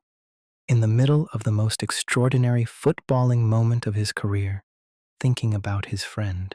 Because Iniesta, the invisible 10, the architect beneath the beauty, the player whose greatness revealed itself slowly rather than dramatically, was always at his core about more than football. He was about what football meant, about the connections it created, the memories it made, the moments of genuine human significance it occasionally produced alongside all the noise and the competition and the tactical complexity. 4 years later, he scored the goal that won Spain the World Cup. Extra time. Final. South Africa, 2010. Spain against the Netherlands. He received the ball in the penalty area, controlled it, finished. Spain won their first World Cup. The entire country erupted, and Iniesta, quiet, composed, briefly uncontainable, celebrated in the way that only people who have given everything to a single moment and had it work can celebrate. With everything. Xavi Hernandez, the brain. No account of Barcelona's reinvention of the number 10 is complete without Xavi, who was, in the most precise and literal sense, the best passer of a football the sport has ever produced. Not the most creative, not the most individually brilliant, not the player who made defenders look most foolish or produced the most spectacular moments, but the best passer, the player most capable of receiving the ball in the most difficult circumstances, under the most intense pressure, and delivering it to the right teammate at the right moment with the right weight. Consistently, continuously, almost without error, across matches and seasons and years that made the collective total of what he produced almost impossible to quantify. Xavi didn't need to be in the number 10 position. He was the number 10 position. He was the controlling intelligence, the player through whom the entire team's passing game flowed, in a system designed around passing more completely than any system the sport had seen since the Dutch total football of the 1970s. He won 8 La Liga titles with Barcelona, 4 Champions Leagues, 2 European Championships, and a World Cup with Spain, across a period in which Spanish football, club and international, produced the most sustained period of excellence in the sport's history. And at the center of all of it, Xavi, receiving, distributing, moving, receiving again, holding the thread. What Barcelona demonstrated, what Messi and Iniesta and Xavi proved across those 4 extraordinary years, was that the number 10 wasn't dying. The game had changed. The spaces had closed. The pressing systems had made the classic creative midfielder's life more difficult than it had ever been. But the response to that difficulty wasn't to abandon the position's essential qualities. It was to distribute them, to spread the 10's intelligence and vision and technical quality across multiple players, to build an entire team around the attributes the position had always celebrated, and to find a player extraordinary enough to carry those attributes into spaces the opposition hadn't prepared to defend. Messi was that player. Iniesta and Xavi were the system that made him most devastating. Together, they produced the most complete expression of what football can be when the creative player, the number 10 in all but name, is given not just permission but an entire architecture designed to maximize his gifts. The position hadn't been killed by pressing systems. It had been liberated from its own constraints, made fluid, made collective, made available to multiple players simultaneously rather than concentrated in a single shirt. The number 10 had been reinvented, not as a position on a pitch, but as a way of playing, a philosophy. The philosophy that Cruyff had planted at Barcelona 30 years earlier, in those 2 seasons as a player, in those years as a manager, finally fully flowering. The game, whispered, beautiful, precise, inevitable, but football doesn't stay still, not even for Barcelona at their peak. The teams that followed, that studied what Barcelona had done, that absorbed the lessons and built responses, found ways to press higher, to close the spaces faster, to deny Messi the half yards that even his genius required.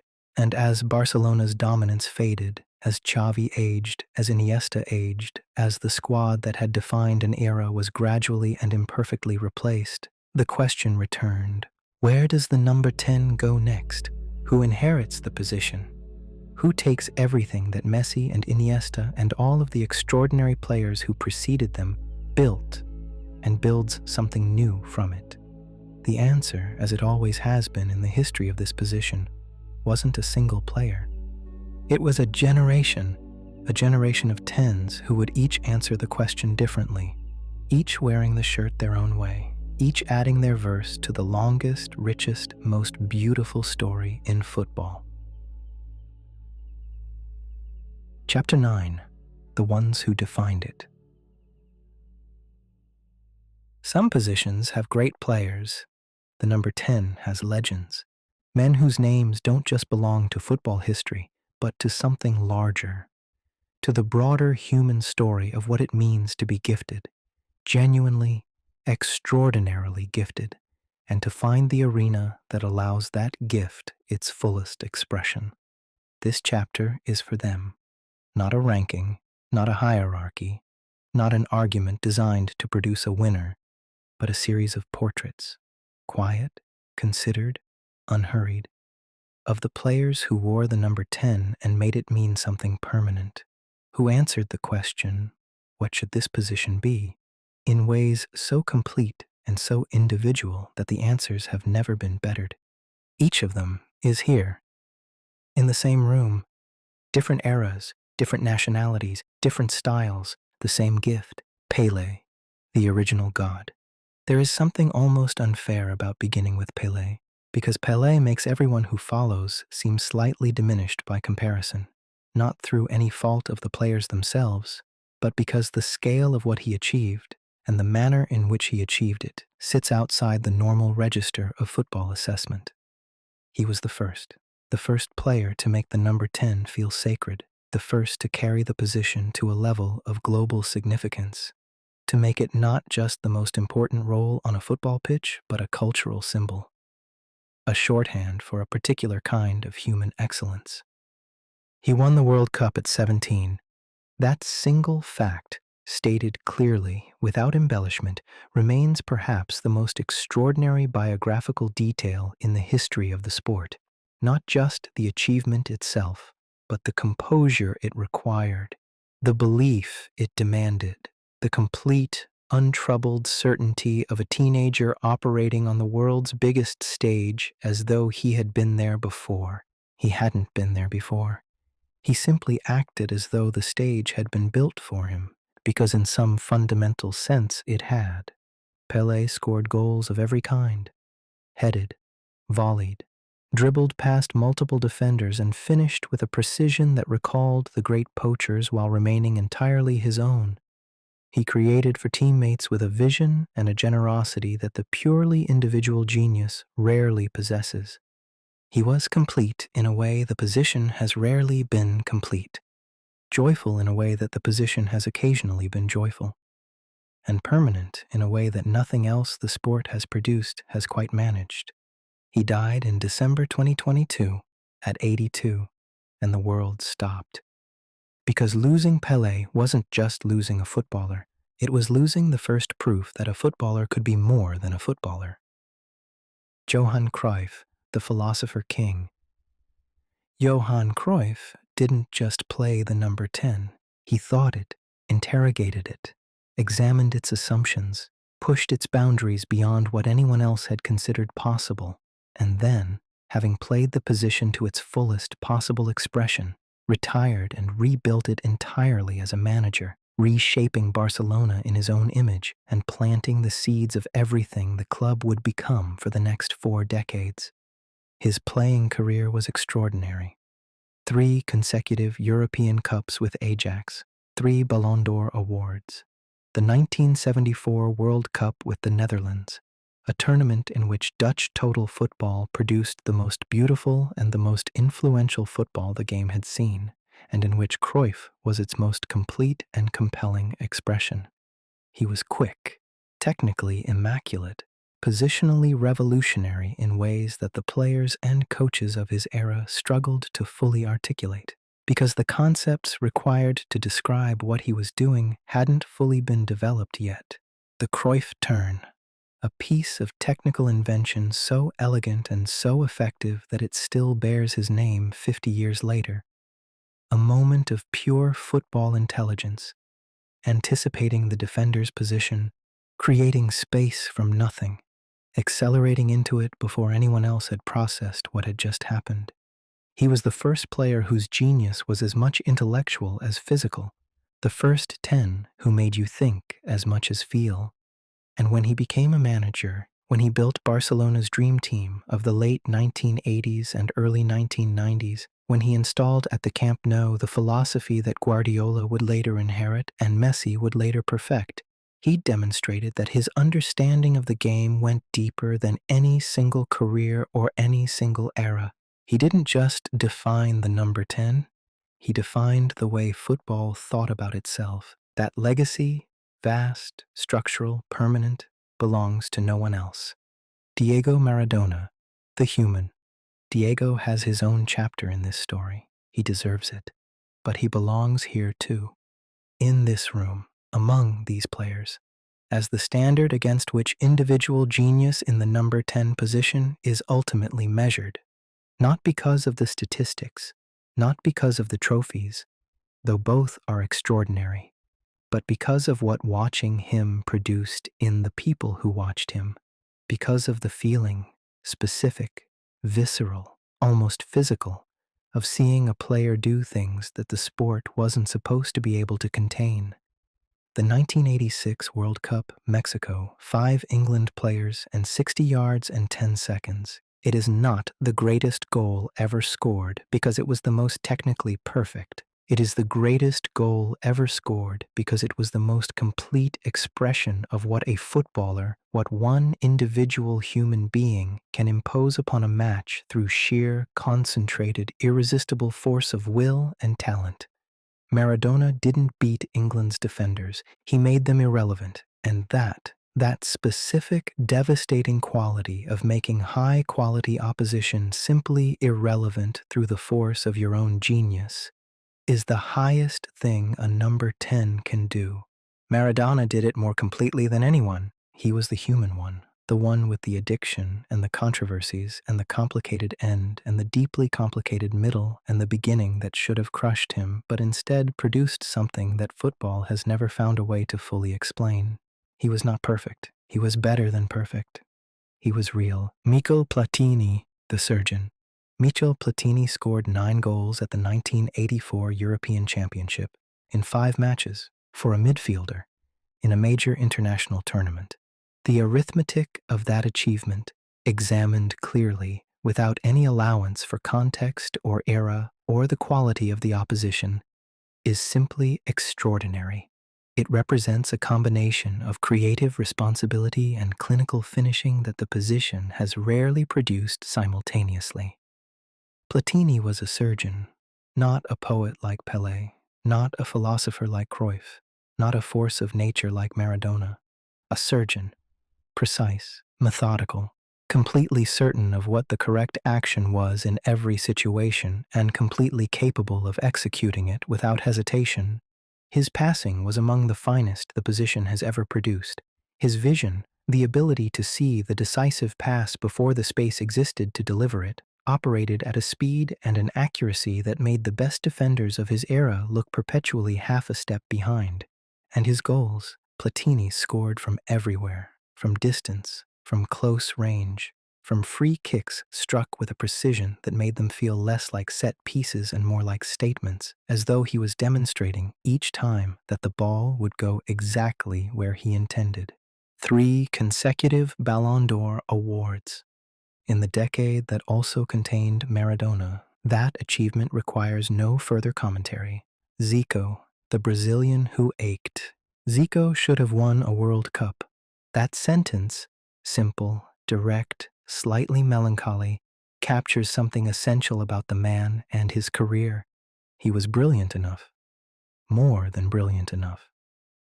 In the estimation of many who watched him regularly, coaches, players, journalists who covered South American football throughout the late 1970s and early 1980s, he was the most technically complete Brazilian footballer since Pelé. His touch, his passing, his free kicks struck with a power and a precision that goalkeepers had no reliable answer to. His goals, diverse, inventive, produced from positions that recalled the great creative forwards of previous generations. He scored 52 goals for Brazil. He led Flamengo to the Copa Libertadores and the Intercontinental Cup in 1981, the year he was arguably the best footballer on the planet. And the 1982 World Cup. That 1982 Brazil team, the most beautiful team never to win the tournament, the side that played football of such transcendent quality that their elimination against Italy remains one of the sport's great tragedies. Zico scored in that match. It wasn't enough.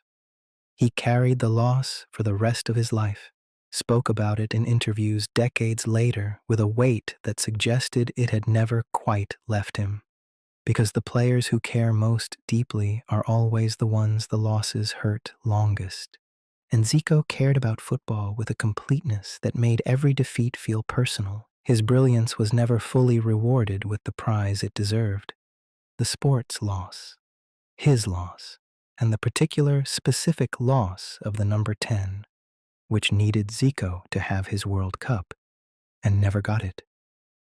Zinedine Zidane, the stillness. Zidane has his own chapter too, the last classic 10, the closing door. But here, among the greatest players who ever wore the shirt, he needs a different portrait. Not the 1998 World Cup final headers, not the 2002 Champions League volley, not the headbutt, though all of these are part of him. Here, Zidane deserves to be remembered for the thing that made him most distinctly himself. The stillness.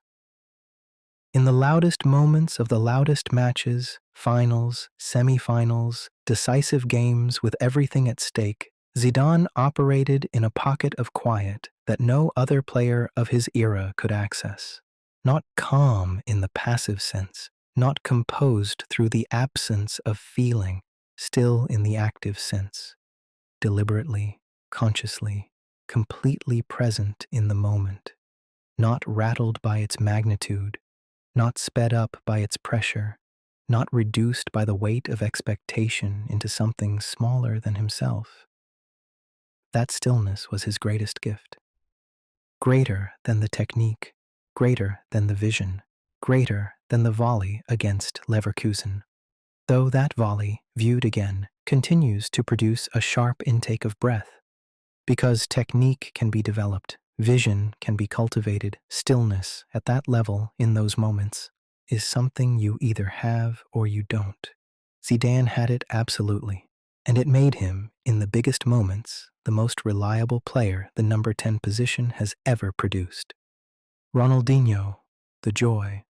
There have been more decorated number 10s, more prolific, more consistent, more statistically complete across longer careers at higher levels, but there has never been one who played with more joy. Ronaldinho's 4 years at Barcelona, roughly 2003 to 2007, produced football of such inventive, smiling, apparently effortless brilliance that it reminded the sport of something it occasionally forgot in its obsession with systems and pressing and collective organization.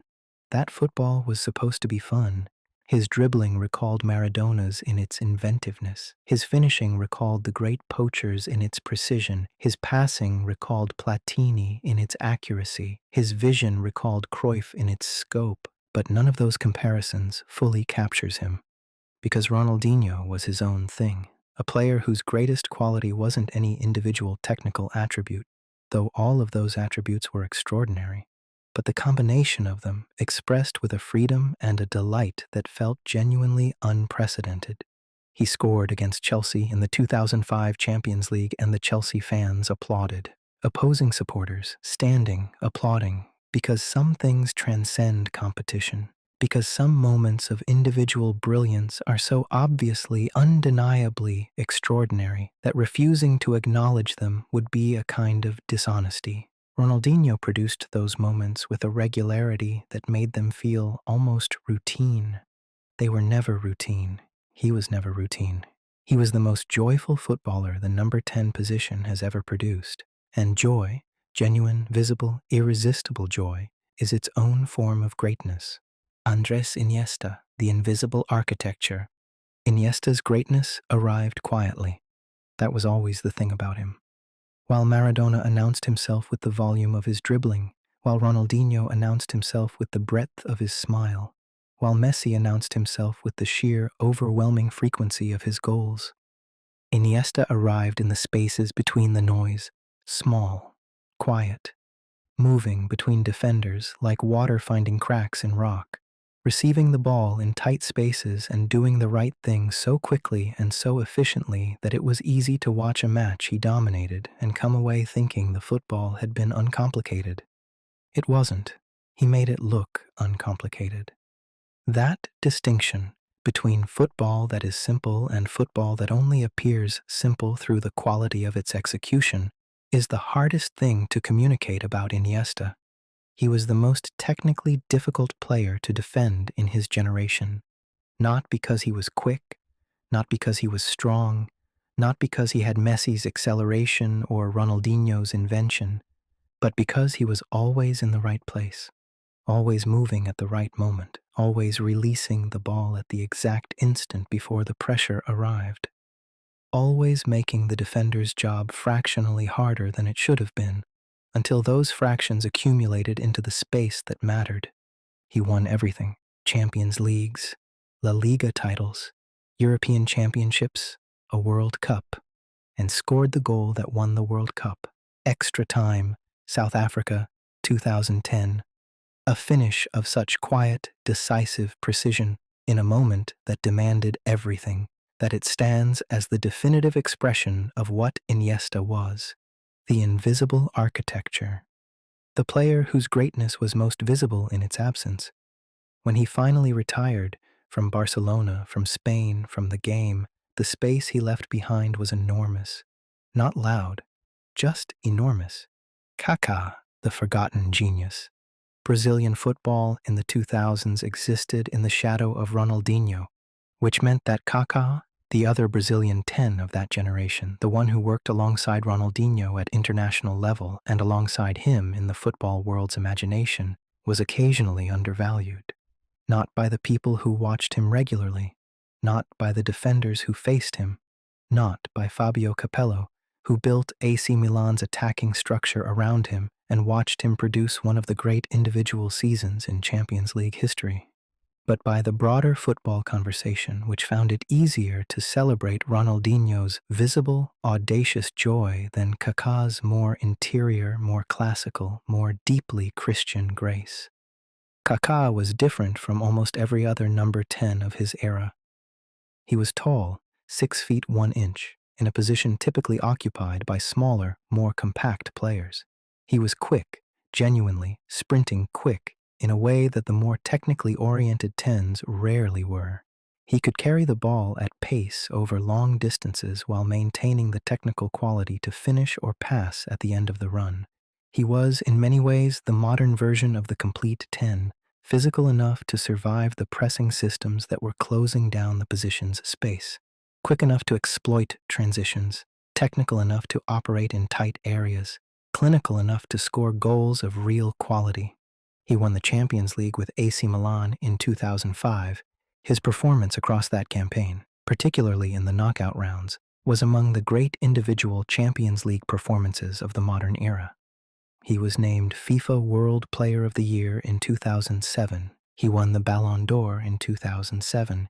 In the year before Messi and Ronaldo began their decade-long shared dominance of the award, a dominance so total that it has occasionally made the period before it seem forgotten, Kaká deserves to be remembered as the last great number 10 of the pre-Messi era, as the bridge between the classical tradition and the modern game, as the player who proved that pace and power and technical quality could coexist in the position without any of them diminishing the others. He was extraordinary, and he was better than he is currently remembered as being. Juan Román Riquelme, the last romantic. There are players who exist slightly outside their time, who belong to an era that has already passed or hasn't yet arrived, who play a style of football so pure, so uncommitted to the compromises that the modern game demands, that watching them feels like archaeology, like encountering something from a different age. Juan Román Riquelme was that player. Argentine, slow by modern standards, entirely uninterested in defensive contribution, a player whose value existed entirely in what he did with the ball, and what he did with the ball was, at its best, among the most beautiful things the number 10 position has ever produced. His dribbling was unlike anyone else's of his generation, low, close, patient. He didn't accelerate past defenders. He manipulated them, drew them toward him, waited for the precise moment of their commitment, and then shifted direction with a subtlety so complete that they ended up facing the wrong way while he was already moving in another direction entirely. His passing was orchestral. Long diagonals that switched the point of attack with a precision that appeared almost leisurely, as though the pass had been happening in slow motion and yet arrived exactly where intended. His free kicks, his vision, his ability to control the tempo of a match from a single position, holding the ball just long enough to move the opposition out of shape, releasing it at exactly the moment the defensive structure collapsed. He won the Copa America with Argentina in 2004. He led Villarreal, a club from a town of 50,000 people, a club with none of the resources of the European elite, to the semi-finals of the Champions League in 2006. He was, at his peak, considered by many the most complete playmaker in the world. He never won the Champions League, never won a major club trophy at the very highest level, and there are those who say that is the judgment on him, that the position's ultimate expression requires ultimate achievement. But there are others, and this group includes many of the finest football minds of his era, who say that Riquelme's football in its pure form was the position's ultimate expression regardless of trophies. That watching him play was an education, a reminder of what the number 10 had been before pressing and double pivots and collective systems had placed so many constraints around it. He was the last romantic, and the romanticism was entirely intentional. Francesco Totti, the one-club man. Francesco Totti spent his entire career at Roma, 30 years, youth football and senior football, captain for more than a decade, the face of a club and the identity of a city. He never left. When the offers came, and they came, from the biggest clubs in the world, with fees that would have made him one of the most expensive players of his era, he stayed. Because Totti and Roma was never a professional arrangement. It was a love story, and love stories, the real ones, don't have transfer clauses. On the pitch, Totti was a number 10 of extraordinary completeness, technical quality that placed him among the finest players Italy has ever produced, vision and passing range that recalled the great creators of previous generations, a finishing ability, clinical, varied, equally effective with either foot, that made him genuinely dangerous in ways that pure playmakers rarely were. He scored 250 goals for Roma in Serie a record for a single club in Italian football history. He assisted hundreds more. He won a World Cup with Italy in 2006, not as a peripheral figure, as a key creative presence, the player who, when given the ball in dangerous positions, was the one Italian supporters trusted most to do something decisive with it. He retired in 2017, aged 40, still playing, still capable of moments of genuine quality that made the years feel irrelevant. His farewell match at the Stadio Olimpico produced scenes of collective grief, grown men and women weeping openly, that belonged more to the category of loss than sporting retirement. Because Totti wasn't just Roma's best player, he was their proof. That loyalty still existed, that a great player could stay, that the relationship between a footballer and a city could be worth more than any transfer fee. He was the most loyal 10 in the history of the position. And that loyalty, that specific, unfashionable, entirely genuine loyalty, is its own kind of greatness. Mesut Ozil, the assist king. Mesut Ozil saw things that other players couldn't see. That is the simplest and most accurate way to describe what made him exceptional. Not the pace. He didn't have it in any remarkable quantity. Not the physicality. He was slight, occasionally accused of lacking intensity without the ball. Not the goals. He scored them, but not with the frequency of a great finisher.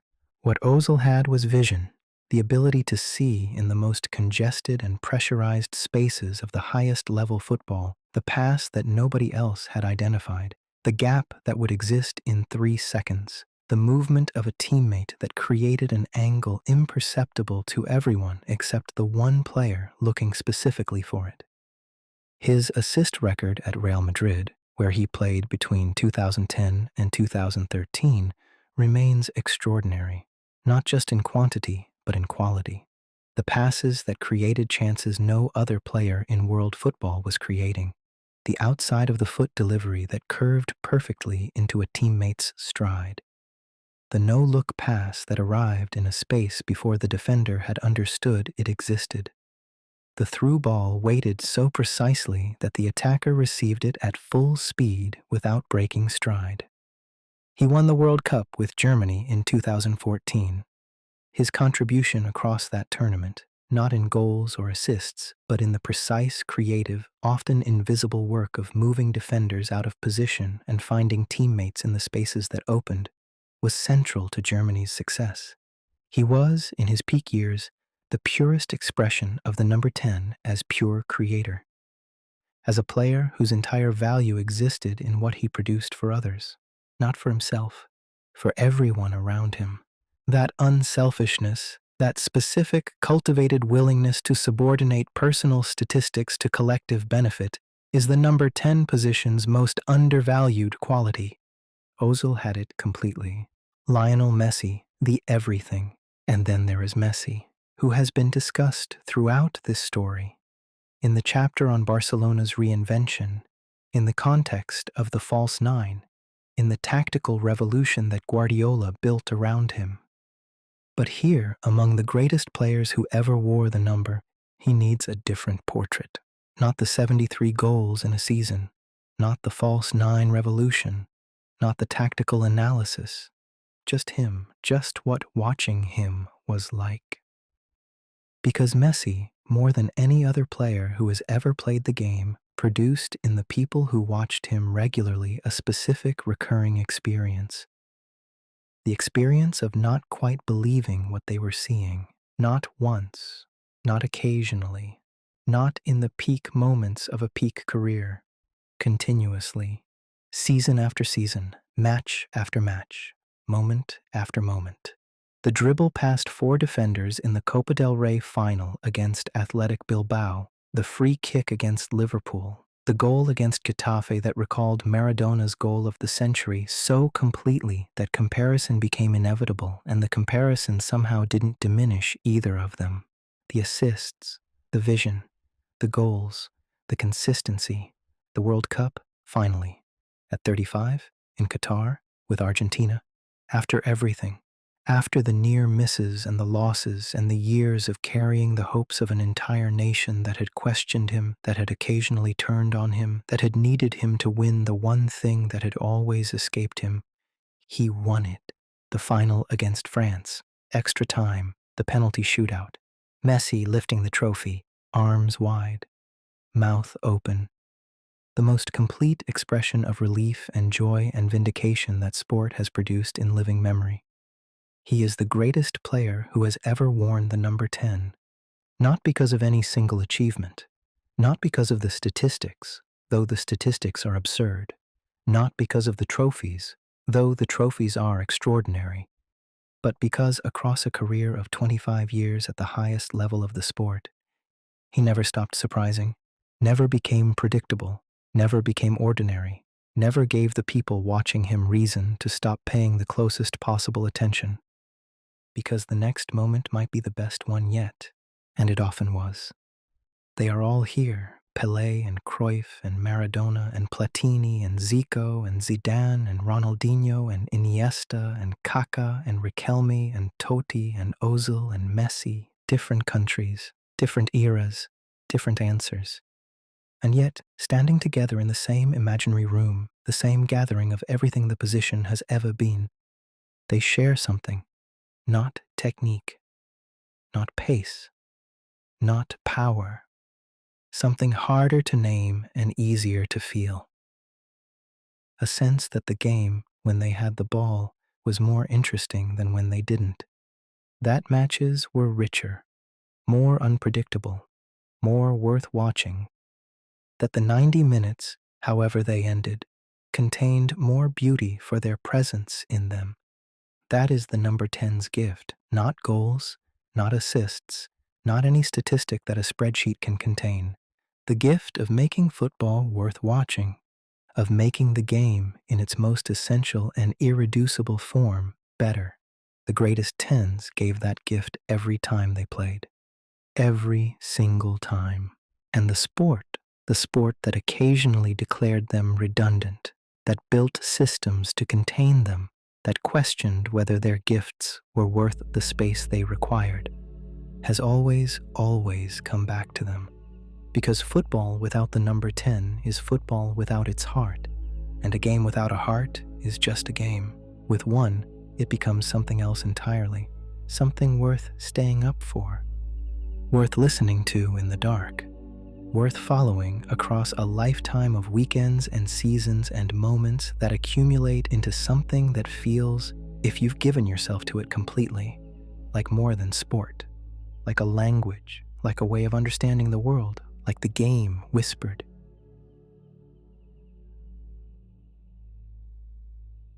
Epilogue, the game's most beautiful number. And so we arrive at the end, not of the story. The story doesn't end. It is being written right now, on pitches across the world, by players who grew up watching the men in these chapters, and who are, in their own way, adding new verses to the longest and most beautiful poem the sport has ever produced. But the end of this telling, this particular, unhurried, late-night version of the number 10's history, if you are still here, if the words carried you through the night, if the names and the moments and the quiet accumulation of a century's worth of football history kept you company as everything else fell away, then this was exactly what it was made for. Echoes of the pitch exists for this, for the space between wakefulness and sleep, where the mind slows and the game becomes something softer. Not 90 minutes of anxiety and noise and tactical frustration, but history, memory, the long considered story of football told slowly enough to actually feel. The number 10 deserved that treatment more than any other subject, because the number 10 has always been about feeling, about the moment when a player receives the ball in a tight space under intense pressure and does something so precise, so unexpected, so completely right that the crowd, a crowd that came expecting football, gets something closer to art. Pelé gave them that. Cruyff gave them that. Maradona gave them that. Platini and Zico and Zidane and Ronaldinho and Iniesta and Messi, all of them. Every time, the gift of the unexpected, the pass nobody else saw, the turn nobody else attempted, the goal nobody else imagined, given freely, given joyfully, given to anyone willing to watch. The number 10 has been declared dead many times. Pressing systems would kill it. Double pivots would eliminate it. Modern football had no space for luxury. The beautiful game had become too functional for beauty. And every time the obituary was written, a player arrived who hadn't read it, who took the shirt and the expectations and the history stitched into it, and added something new. Something that made the people watching forget for a moment that they had ever doubted the position could survive. It always survived. It always will. Because football needs the number 10 the way music needs melody, the way stories need a voice that makes you want to keep listening, the way the night, sometimes, needs something quiet and beautiful to carry you through it. That is what we have tried to give you tonight. Something quiet, something beautiful, something worth the time you gave it. From the earliest inside forwards of the Victorian game to the architects of the role, from Pelé's joyful genius to Cruyff's revolutionary intelligence, from Maradona's impossible 1986 to Zidane's impossible stillness, from Ronaldinho's smile to Iniesta's invisible architecture, from Riquelme's romanticism to Messi's everything. The number 10 has been football's greatest gift to those who love the game. A reminder, repeated across more than a century of Saturdays and Sundays and European nights, that the game, at its best, is more than a result, more than a table position, more than a transfer fee or a contract negotiation or a tactical argument. It is a moment, a player, a ball, and the particular, irreplaceable magic that happens when all three come together in exactly the right way. Thank you for spending this time with Echoes of the Pitch. There is more waiting for you. The history of football tactics, the greatest midfielders, the entire story of the Champions League, the Ballon d'Or, El Clásico, the Premier League, the number 9, its own long, beautiful story, told the same way. All of it here, all of it yours, all of it told the same way, quietly, carefully, in the dark, for you. So rest now. The number 10 will still be there in the morning, still drifting between the lines, still finding the pass nobody else saw, still making the game more beautiful simply by being in it. The game whispered good night.